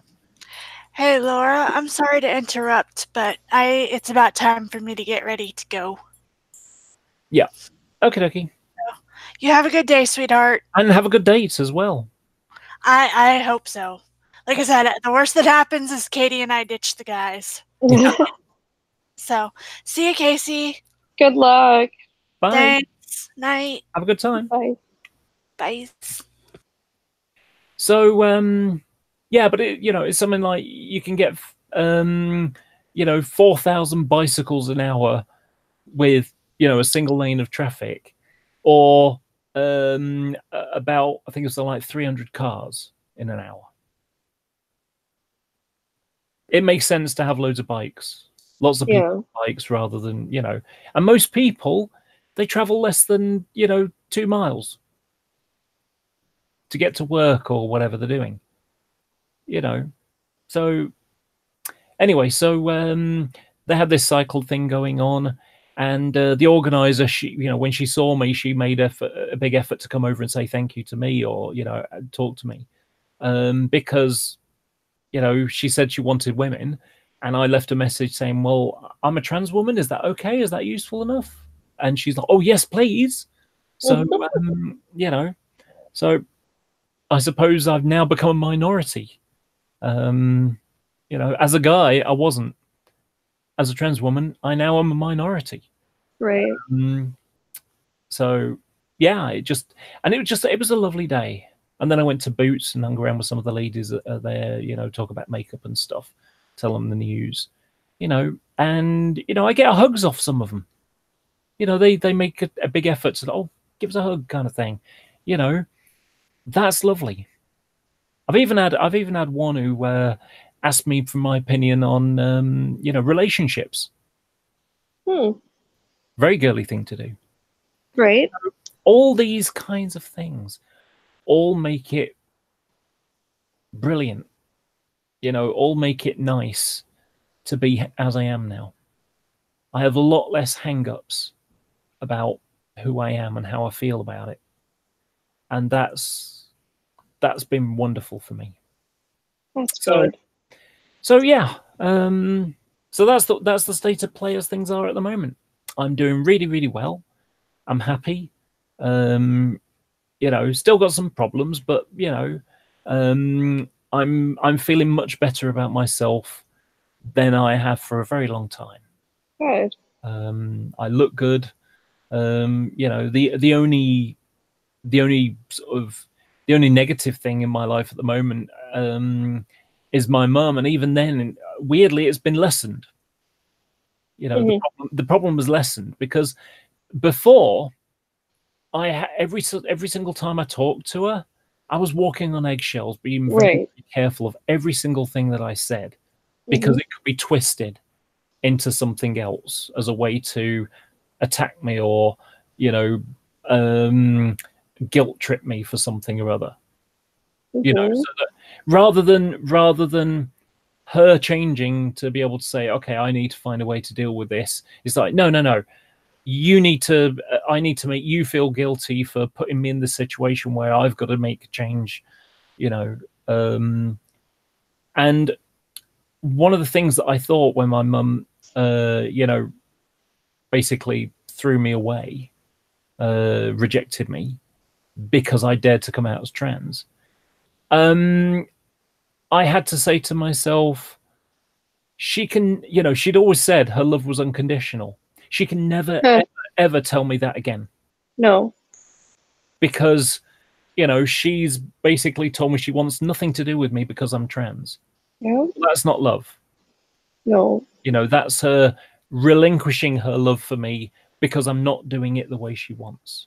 If there's a condition to how she loves me, because I think that every mother, every, you know, every father, really, the only thing they should want is for their child to be happy, however that is.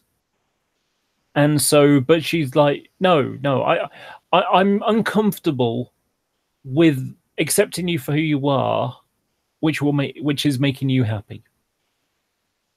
That's the way she's been. So, although my mum rejected me in a massive way, it actually was a big release for me, because I don't have to spend any time worrying about pleasing her. Right. If she wants me in her life again, she's the one that's got to make the change. If I go back to her, then I'll only be, you know, she's going to have to make the first move. And I've phoned my dad and I've told him that, you know, look, I haven't closed the door on her. She's closed the door on me. But if I can't go to her first, because I'll only be harassing her effectively. I'll only be putting her in an uncomfortable situation that she's made it quite clear that she doesn't want to be in. So I can't do that to her. That would be upsetting for her. So she's the one that's got to make, you know, she's got to build the bridge and walk over it to see me. I can't do it to her because I'll only be putting stress on her. So I don't need to do anything, and I'm still prepared to put guy clothes on and go and visit her if that's what she's, you know, if it's going to take a bit of time. But she's the one that's got to make that step. Right. So like I say, it's been a release because I don't have to worry about doing anything now. She's the one that's got to do something. I don't. Right. I can just concentrate on being me and not have to worry about this eggshell problem that I've got to be careful around. So like I say, although it sounds like a negative thing, it's actually a positive thing. Yeah. I'm able to be me and not feel guilty about anything. Right. And that's the biggest thing. I don't have to feel guilty. I don't have to feel guilty about what am I doing to my mum? What stresses might I be putting her under? Yeah. You know, what is she feeling? What is she going to do about it? How, you know, can I help her get some therapy or whatever, you know? Don't have to do any of that. So, like I say, although it's negative, it's a positive at the same time. Right. And yeah, I had a similar thing. My mom was abusive, so, you know, I couldn't be, it's not as bad, you know, it wasn't a trans situation, but she still was very negative with who I was. And cutting off contact with her was the hardest thing to do, but it also changed my stress levels vastly. Yeah. I mean, I've heard other trans people say that, you know, they've had similar kind of things happen, but eventually they come around. And I hope that happens with my mum. Really, because the thing about it is that my mum is a great role model. She's a lovely, wonderful person. She really is. You know, and other than that little negative thinking thing that she does, other than that, you know, there's only one thing that I don't like about her, and I've tried to help her with it, you know. And it's not something she does deliberately. It's that she's got a lack of confidence. Because my mum is a clever person. She really is. She's an intelligent person. She taught me to read and write before I even got to school. Oh wow! You know, she's the reason why you know, I had a head start in life. You know, that, like I say, I could already read and write by the time I got to school. I could do some mathematics. I wasn't so good at that one, but you know, all the other stuff. You know, she helped me she made me a part of who I am. But unfortunately, when she was a kid, my grandparents told her she was stupid. And then she married my father, and he told her she was stupid as well. So she just reinforced it in her. And every now and again, you know, she'd make a little mistake. She's just, oh, I'm stupid, I am. And I said, don't say that, you know, because she's not stupid. And I'd try to encourage her to think better of herself than that. And, you know, so, you know, and she's kind of taken a bit on board, but she'll still slip into it occasionally. So that's the only thing. But again, it's not that she's a bad person or anything. It's not like she's got a big, massive fault. It's that she's had it drilled into her. She's been indoctrinated that she's dumb. And she's not. And sometimes she needs to be reminded about it. I mean, she used to work for a forces charity. And when she went there, it was just in disarray. There was no real organization. She created a system, a process. You know, you do this, you do that, you do this, and you have you know, you work through the client stage by stage. And they still operate that system now, even though she left like 5 years ago or something. Oh wow! Now she could, you know, and the reason why she left ultimately is because being a forces charity, there's a bit of a boys' club thing that goes on. Oh, you know, that they're ex-military people that, you know, worked for this forces charity. And what happened was that the permanent jobs, the paid jobs, would end up going to, you know, one of her underlings or something. You know, one of the people that worked for her, they would get a job that was paid job, you know, higher up in the chain system because he's a guy. Because, like I say, it's a boys' club thing. Sure. You know. So, yeah, that kind of thing. She ended up leaving because of that in the end. She got fed up of being passed over. Oh, yeah. Effectively passed over for promotion, even though she'd had a massive impact and was more organized than the person, you know, that got the job. Got the job, yeah. Ugh. So yeah, that just upset her, and so she still does some stuff, but more background, you know, stuff. You know, so yeah, stuff like that. It, you know, and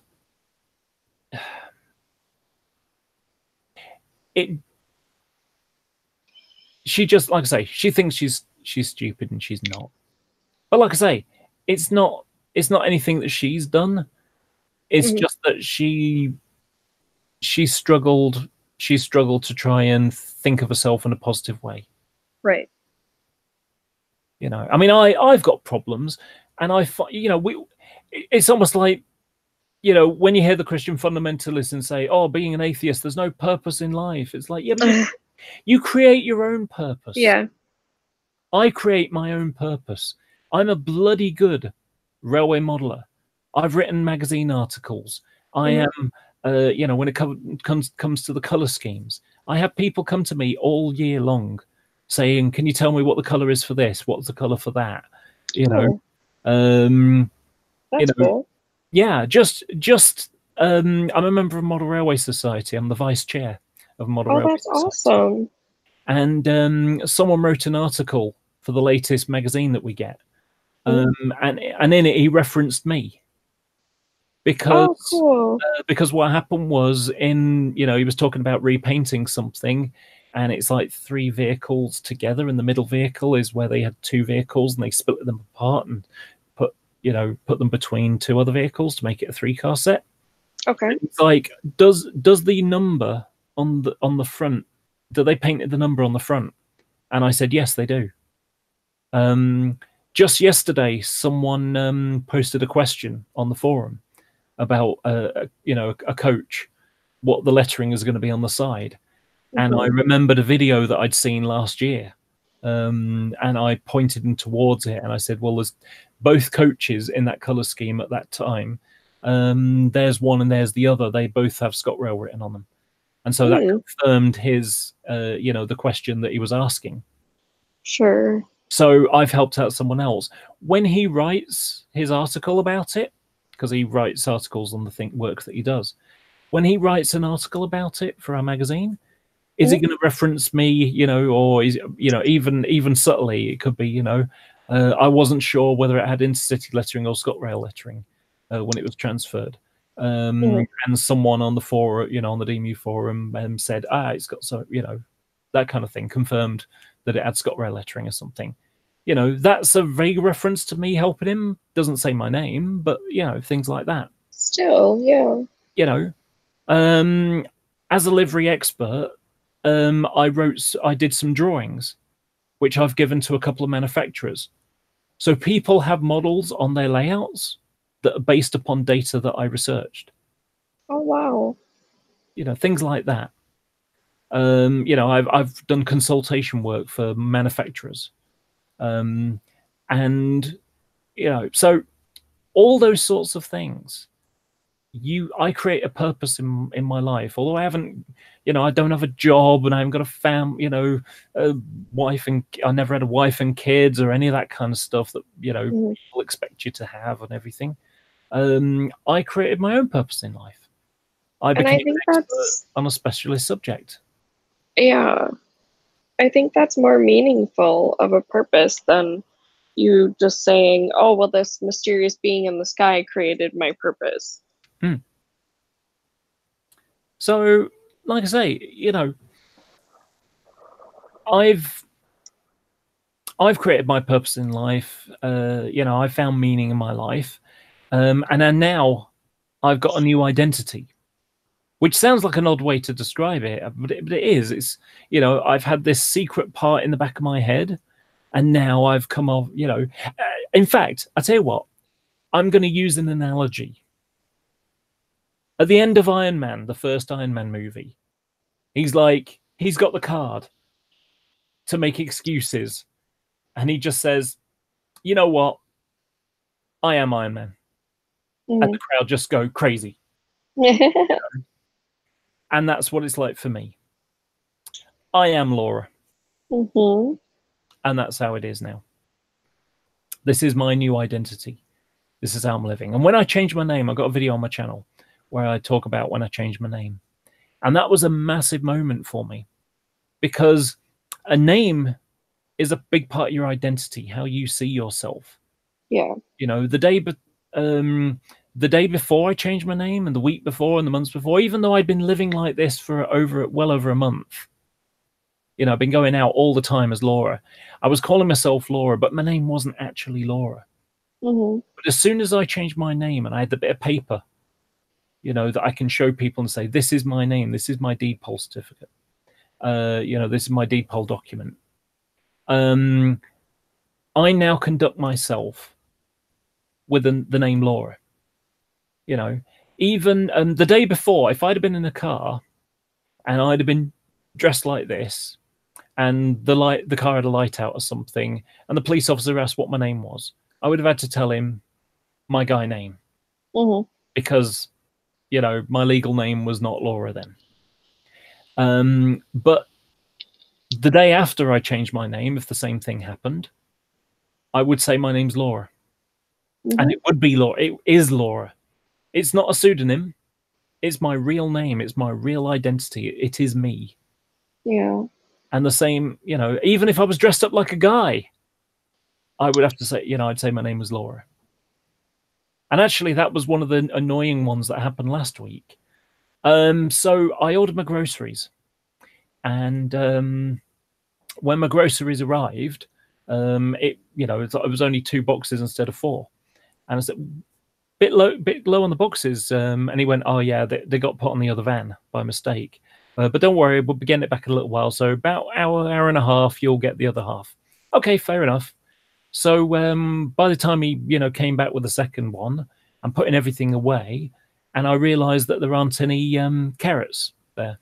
I've ordered carrots, and I've got no carrots. And not only that, I've not ordered my baby potatoes either. So I didn't have my favorite meal that I make is smoked bassa, so like a smoked haddock kind of thing, with baby potatoes, baby sweet corn, and carrots. Oh, and, yummy! Just stick a bit of seasoning on top of the fish, and it tastes really nice. It's an enjoyable meal. Well, so I did all, I went and bought everything, but I'd forgotten to buy potatoes, and then they didn't deliver the carrots. So basically, it would be fish and the baby sweet corn, and that would be Right. it. So it's like, oh, damn it. So anyway, so I phoned up the company, and of course, you end up talking to the outsourced person in India, and they asked what my what the order number was, and then they asked my name, and I gave them my name, said Laura, and she said, "Are you sure that's your name? Because that Laura's a girl's name, and you sound like a man." At which point, I'm then having to basically explain that I'm transgendered, which I shouldn't just have to do. It's just like, yeah. No. So I ended up having to basically tell her that I was transgendered, and then she was really apologetic and professional after that. But having someone just blurt out, "Are you sure that's your name? Because Laura's a girl's name, and you sound like a man." That's a kick in the gender dysphoria guts. Yeah. So yeah, that was a bit irritating. And so I kind of complained to Asda. I said, "Look, you got to do better than that. First of all, I don't get my carrots, but then I get, asked a question like that." And they said, "Well, okay, what we'll do is we'll refund you the delivery cost." So it's like, oh, I see. So for not delivering the thing that I paid for, and I got agoraphobia. I don't like to go out. So yeah, I mean, it was last Thursday I got the stuff delivered, rather. No, Wednesday. Sorry, last Wednesday I got my food delivered, and it wasn't until the day before yesterday that I got carrots, because I didn't go out. I hadn't been out since, for a week nearly. Right. So yeah, it wasn't until Tuesday that I went out and I bought carrots while I was out, and baby potatoes as well. So didn't forget this time. And I had that meal last night. And but it was frustrating. Yeah. And it's like the delivery cost was £2. That's how much they charged for delivering. Jeez. So it's like, wow. And I basically was a bit sarcastic with the reply. I said, "Oh, last of the big spenders, huh?" And then they changed it. Okay, £5. So they covered it was £7 in the end. So they gave me a £5 voucher plus £2 of the delivery cost back. But even so, I just felt awful for a little while. But yeah, that wasn't great. Anyway, but anyway, I think well, I don't eat chips. I'm trying to lose weight, and I'm doing really well with it. I'm 16.5 stone now, when I was 20 stone in September. So I lost a lot of weight. Yeah. That's 14 pounds to a stone. So let's have a look. So 14 times 20 is 280. So I weighed 280 pounds in September, and now I weigh 230-ish. Wow. So that's a lot of weight I've lost in Yeah. relatively short amount of time. I had 6 weeks where I didn't lose any weight, but now I'm back on track, I hope. And tomorrow I've got the hygienist again. And I was actually saying about the hygienist before. I never got around to finishing it off. So so back in December, on the 27th of December, so I told my doctor at the same time as I went to the general identity clinic. So I asked him to refer me to a general identity clinic. I said, look, I'm trying to lose some weight. I've lost a bit, but I could do with some help getting further down. So I wonder if I can see the dietitian, hygienist, whatever. And so he said, yeah, we've got a dietitian here. So make an appointment. Go out, when you go out, go to reception, ask to make an appointment with her. So that's what I did. And so my first appointment was on the 27th of December. Ooh. So I went as a guy. That was the last time I went out, generally out as a guy, other than to see my mum and once when I had to buy some electric in a hurry. So I think between then, I think I only went out 3 times as a guy after that. Every other time. And I've been out a lot of times now. I do better going out as a female than I ever did as a guy. Oh, well, probably because you're more comfortable. Yeah, I'll go out about maybe 2 or 3 times a week now, whereas whereas as a guy I'd go out about maybe once every 10 days. It can vary, but anyway. So what happened was I went as a guy, and the reason is because when you're going to the doctors, they've got a touchscreen computer thing at the side, and what you do is you put your gender and then date of birth, so month and date, and then it pops up your appointment. So what I was having to do was press the male button and then press the date of birth, and it would say Mr. So and so. And then when the doctor was ready, it would then go ping on the screen and say Mr. so and so, right, room 7 or whatever. Well, I didn't want to go as a female and basically be in a waiting room and have to type in that because I hadn't changed my name at that point. Right. So I didn't want to I didn't want that to happen, and then my guy name pops up, and it basically outs me. So I went as a guy, and I said to receptionist, I said, "Look, is there any way that I can make an appointment? I'm transgendered. Is there any way I can make an appointment as Laura? So it appears on the screen as Laura or something?" She said, "No, it can't. It doesn't work like that.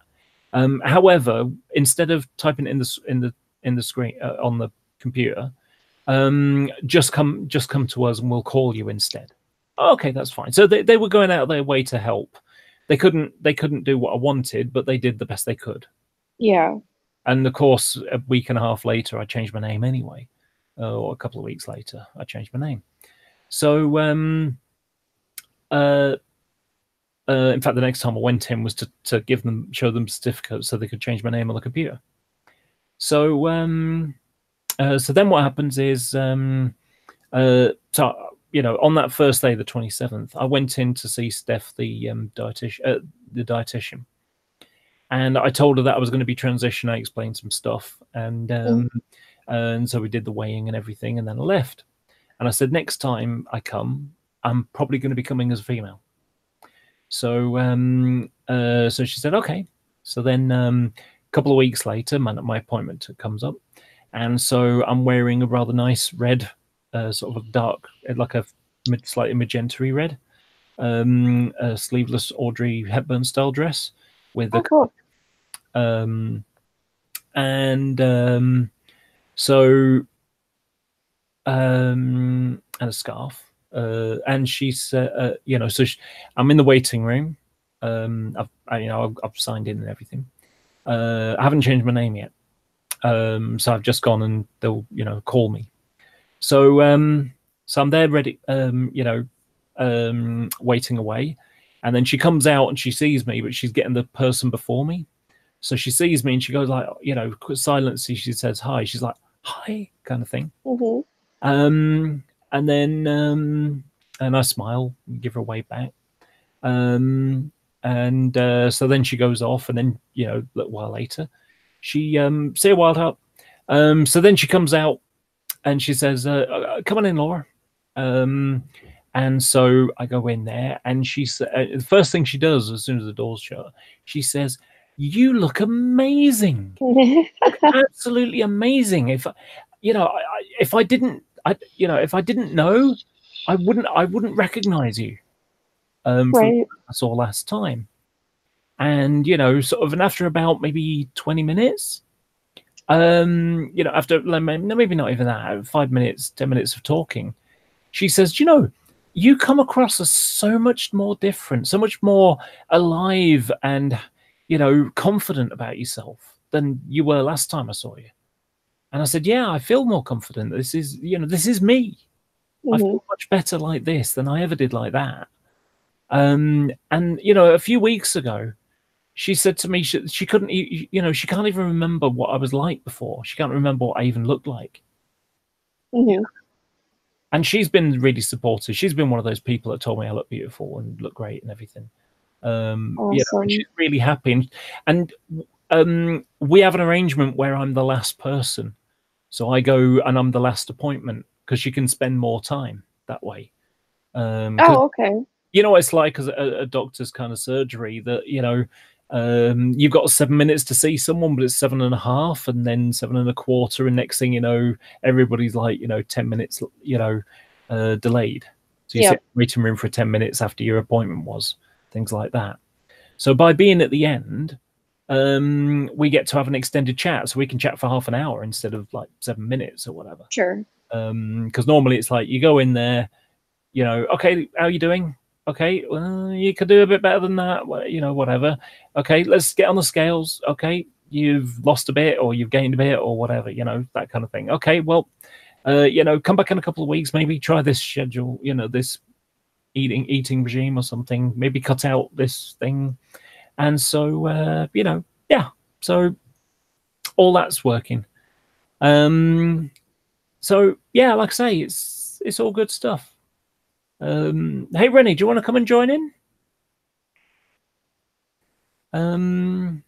So yeah, it's just, you know, it's been good to have someone, you know, she's you know, she's not just the dietitian, she's a friend now. You know, she's invested in my happiness. Yeah. You know, I mean, they're not allowed to have bright nail varnish. So she's, you know, often she wears this nice tan one. And of course, I thought that was quite nice. So I've got tan ones myself right now. Yeah, they look good. You know, so a little bit chipped on the edge there. But, you know, I think this one's got a couple of scrapes over the top. But, you know, so I'm probably going to remove it and then reapply tonight. But you know, like I say, all that stuff is nice. And last time I went, I had the same makeup, but I had the eyeliner I was using was green because I was wearing a green outfit. You remember that outfit I showed you earlier? Yes. Yeah. That green, you know, the green outfit. I was wearing that, and you know, so I thought, you know, I'll try green eyeliner. And she says, wow, that green really works for you. It brings out your eyes so much, so well. And so, so I thought, oh, that's great, thanks. And she said, you know, I really would like one. I said, well, I'll tell you what, I'll grab one for you and just give me the money back when I see you next time. And so she's like, oh yeah, that'd be great. Yeah, I'll do that. So I've already got it for her. It's in my purse. Sorry, it's in my bag, in my handbag. And but I also decided, you know what, while I'm out there, she's been so nice, so I've got a thank you card. Oh, good. And so I'm gonna be seeing her tomorrow, so I'm gonna sign that, you know, today, and just a big thank you. And you know, so I'm gonna give her that tomorrow. And I think I might not even ask for the payment for that eyeliner pencil. It was only £1.25. It's not much. You know, so yeah, I might do that. She might be obliged to to pay me back because, you know, she's, you know, she's in a sort of not a position of authority as such, but you know, she's yeah, I know what you mean. You know, she's with the doctor's surgery, so you know she may have to, but like I say, I won't force it on her.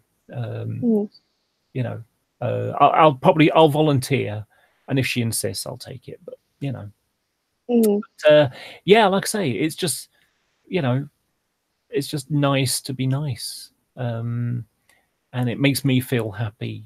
You know, the way she's treated me makes me feel happy, and it probably makes her feel happy to make me feel happy as well. Yeah. You know, like I say, it's all good right now. It really is. You know, like I say, although I get the little blips of idiots out there, sure, people that I've surrounded myself with, you know, by and large, positive, lovely, wonderful people make me feel good about myself. That's good. You know, so yeah, oh, that's the thing. And you know, I feel awful now because I've done a lot of talking. No, don't feel awful. You know, and one of the other things that I worry about as well, I keep worrying about sounding like you know, the trans equivalent of a vegan. No, no. You know, it's not long before a vegan starts talking about meat and eating meat and stuff like that, and how good vegan is. And I kind of feel like I'm doing that, you know, because it's the new special thing in my life. It's rather encompassing, you know, all encompassing.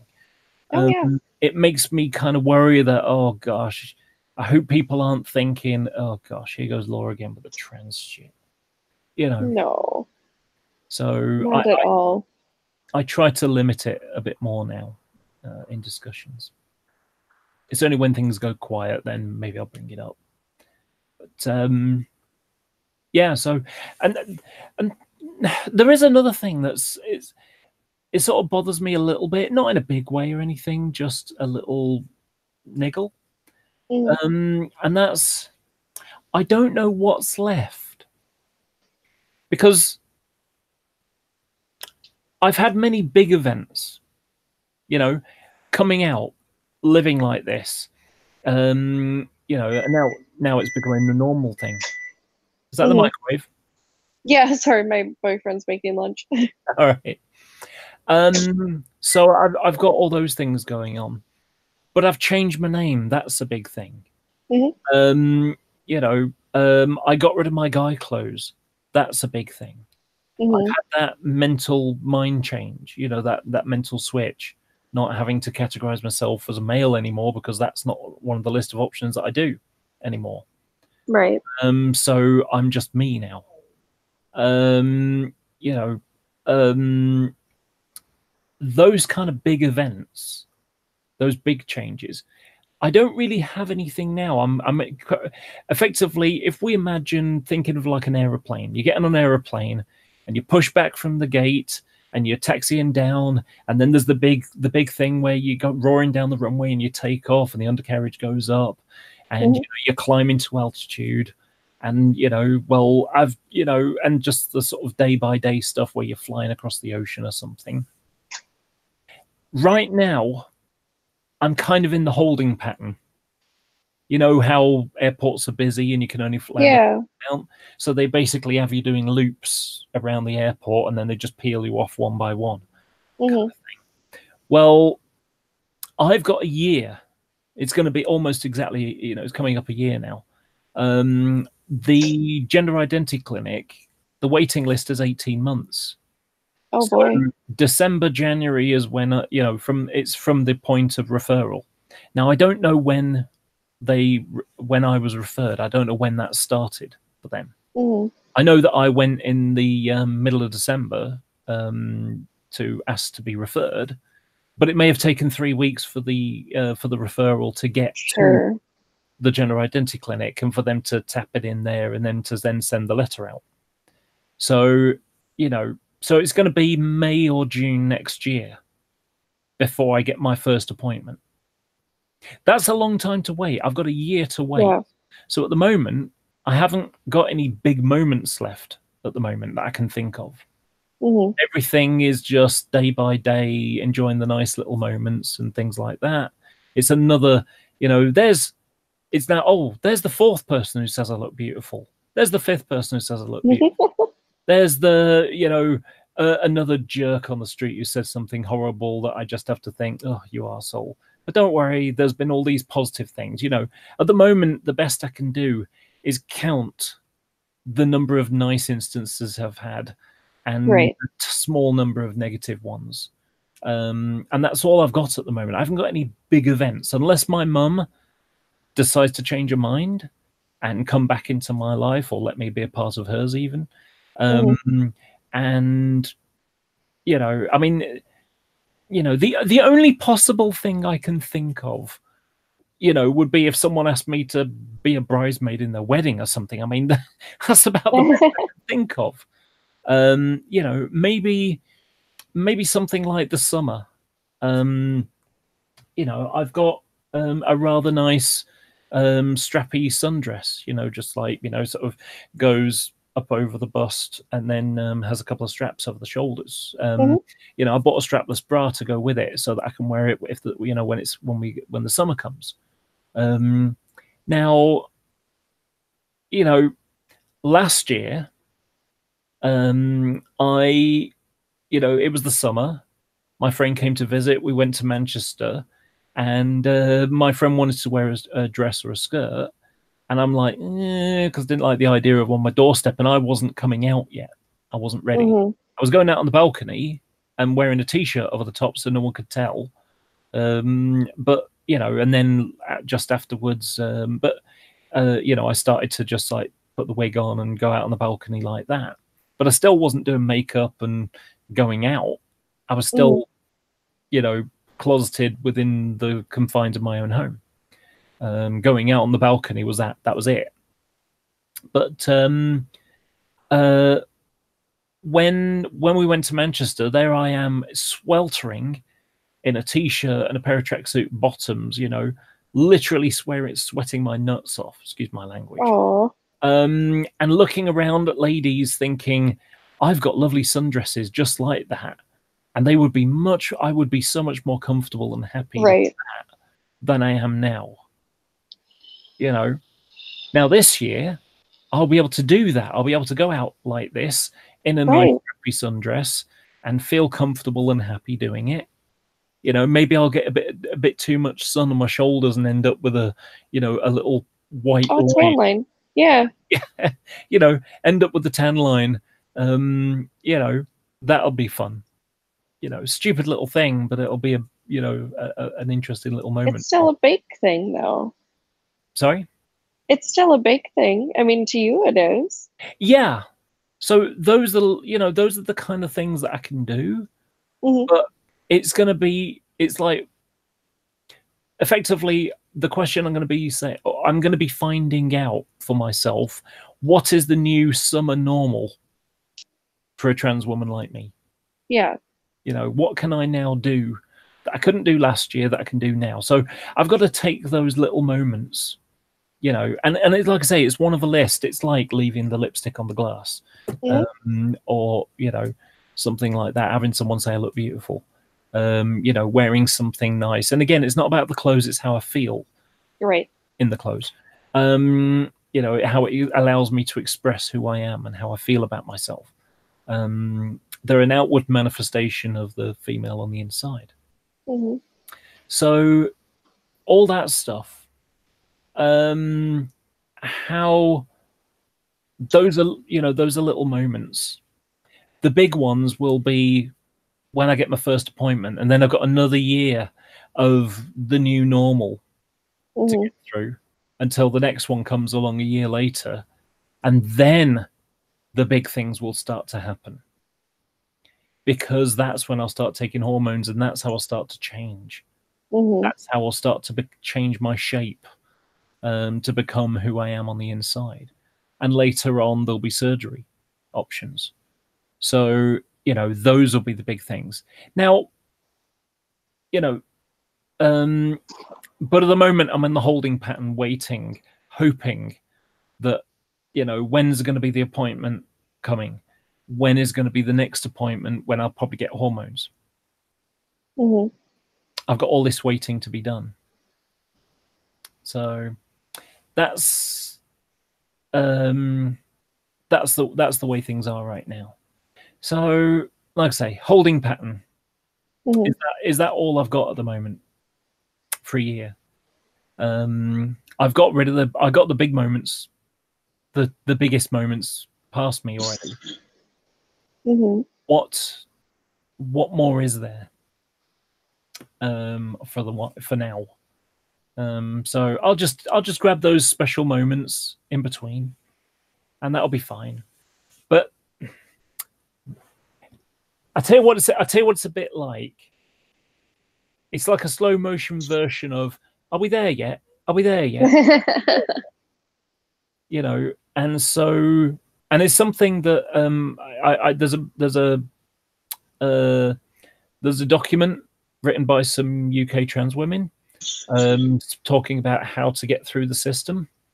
You know, because there are pitfalls, and you've got to be careful not to, you know, raise a red flag that makes them think, oh, maybe we should put the brakes on this to give them more chance to mentally transition, that kind of thing. So, for example, let's say there's someone who's a drinker because the crippling gender dysphoria is getting to them, and so they drink to deal with it. That's a way they cope with it, by just drink. Now, what happens is they go to their first gender dysphoria. They go to the first gender identity clinic meeting, and they ask questions, and they find that they're an alcoholic, and it's like, okay, well, come back in 6 months, 8 months, a year, wherever it is, when you've got that dealt with. Sure. You know, because we can't do it while you're like that. Which is ridiculous, because the whole thing is that situation is making them try and cope with it with alcohol. So yeah. So so as a result, it's like, yeah, if so in the Mascara and Hope document thing, it says if you've got a problem with that, get it dealt with now. Get it dealt with before you go to gender identity clinic, because if you know, they're looking for any excuse to gatekeep you, to, you know, to slow it down. So and there are plenty of places that can help you. There are charities and your doctors. They can help you get off the drink or drugs or whatever it is you might be having a problem with.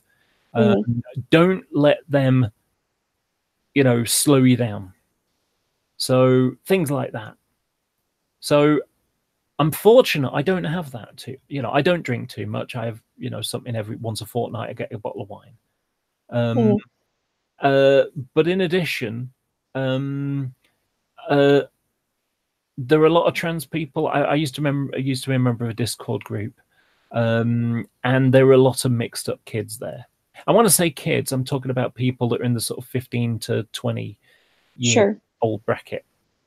And what the problem they have is that not only are they transitioning, they know they're transgendered and they want to be a woman or man for that matter. So, you know, how is this going to work for me? What's my identity? They're struggling with their identity. They're trying to figure out who they are. At the same time they're trying to figure out who they are, they're also transitioning from child to adult. Right. And that's hard enough. Yeah. It is. So they got a double whammy of, you know, of who am I? So whereas me, I've known for 20 years about my feminine part of the, you know, the girly part of me. I've been comfortable with it for that long. So I already know who I am, and I know who I am as an adult. You know, so I think it's going to be a lot easier for my transition. Probably. I mean, I may even be crazy lucky, and I just turn up and, you know, I explain things and show them my, you know, my my gender change document that I've been writing, showing the transitional things that I've done, my diary, as it were. Okay. They could look at that and say, do you know what, this person's got their head screwed on, they're perfect for it, let's give them hormones now. It could end up being that quick. That would be nice. It's not likely. Oh, Not likely at all. Probably be the second appointment, but it's not unheard of. okay. And the good thing is about, you know, having Asperger's, I don't really do guile. I'm an honest person. You know, what you see is what you get, and I don't feel any need to withhold that. So, you know, they may diagnose me straight away with gender dysphoria. And as soon as that happens, it unlocks things. It unlocks the hormones. It unlocks laser hair removal. It unlocks you know, voice coaching, things like that. Okay. So yeah, you know, that could work in my favor. Probably won't. You know, it probably will be on the second appointment, maybe even a third. But you know, I have no doubt that, you know, they'll see me for who I am. And like I say, I'm confident with who I am. I'm happy with who I am. I'll have loads of real life experience because I've been doing it since this, you know, since December, January last year. Or sorry, this you know, this winter. So by then I'll already have lived for a year and a half. By the time I get to my first appointment, I'll have lived for a year and a half like this. Right. Every day, day by day, going out, meeting people, going to model railway shows, going shopping, etc., etc., etc. You know, so yeah, I'll be perfectly happy being myself, living as I am, confident about myself. I'm already that. And back in January, when I came out to everyone, I said that I still have one little niggle in the back of my mind. And it's like I'm 95% sure this is the right thing for me, but I got that 5% of not quite sure.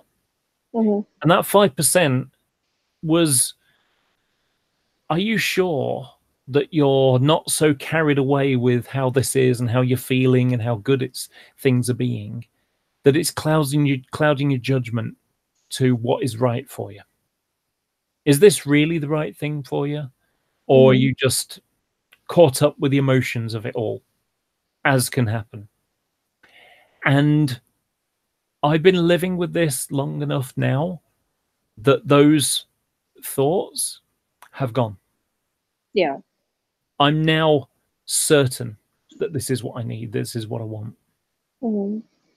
And, you know, if they decide that they disagree, I don't give a shit, because I'll buy the hormones illegally if necessary. Right. I will. There are people that self-medicate it and get stuff. I don't know whether it's illegal. I think they don't want you to do it. The way the NHS works is they want you to go through their system. Sure. But if you self-medicate, then let your doctor know, because of course one of the risks behind it, or a pair of the risks behind it, is deep vein thrombosis and blood clots. And so if they you know, if you're self-medicating, then they are prepared to help you with the blood tests and monitor, you know, your hormone levels. Okay. Because at the end of the day, although you're not going through the process they want, they don't want you dropping dead either. Right. There is a duty of care under your doctor. So yeah, but I mean, like I say, if they refuse me, I can still continue to live like this. That's up to me. I get to choose. They don't get to deny me who I am, or how I feel, or how I want to live. I can live however I want. You know, my name will still be Laura. It'll still be my legal name, and you know, I'll still look good and everything like that. But you know, yeah, they're not going to help me transition, and if necessary, I'll find the medication elsewhere, and you know, I'll save up money and go and get surgery done or whatever.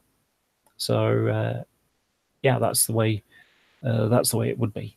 But like I say, I doubt if they'll do that, because you know, I'm doing so well like this. I'm doing better like this than I was ever as a guy.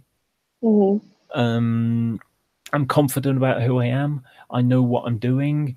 I'm getting involved in the community and stuff. So I'm following the rules that they want. Right. And I know who I am. So I have no doubt that they will find in my favor. So yeah. Very cool. Well, I hate to cut it short, but I have to get going. Yeah, I should as well. I'm actually hungry as well. So. Yeah, that's me. I haven't had anything yet today, so it's getting on 2:30 for me. Yeah, time to see a dentist then, eh? Yeah.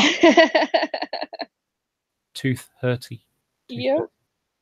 For anybody who didn't get that joke. But yeah, okay, well thank you very much. Thanks for dropping by. It was only Thank you for having me. It was only supposed to be maybe 40 minutes, an hour, and we've chatted for another hour or so, or I've talked a lot. Update for everybody. So yeah. Radio. Well, thank you very much for watching, and thanks to I forgot what your name is. My name is Casey. Casey. Thank you to Casey and to Trade. I've forgotten how you pronounce it. She said that. Yeah. Tratiel. So yes, thank you, the two of you for coming, and thank you everybody for watching. I hope you have a really nice day, and take care.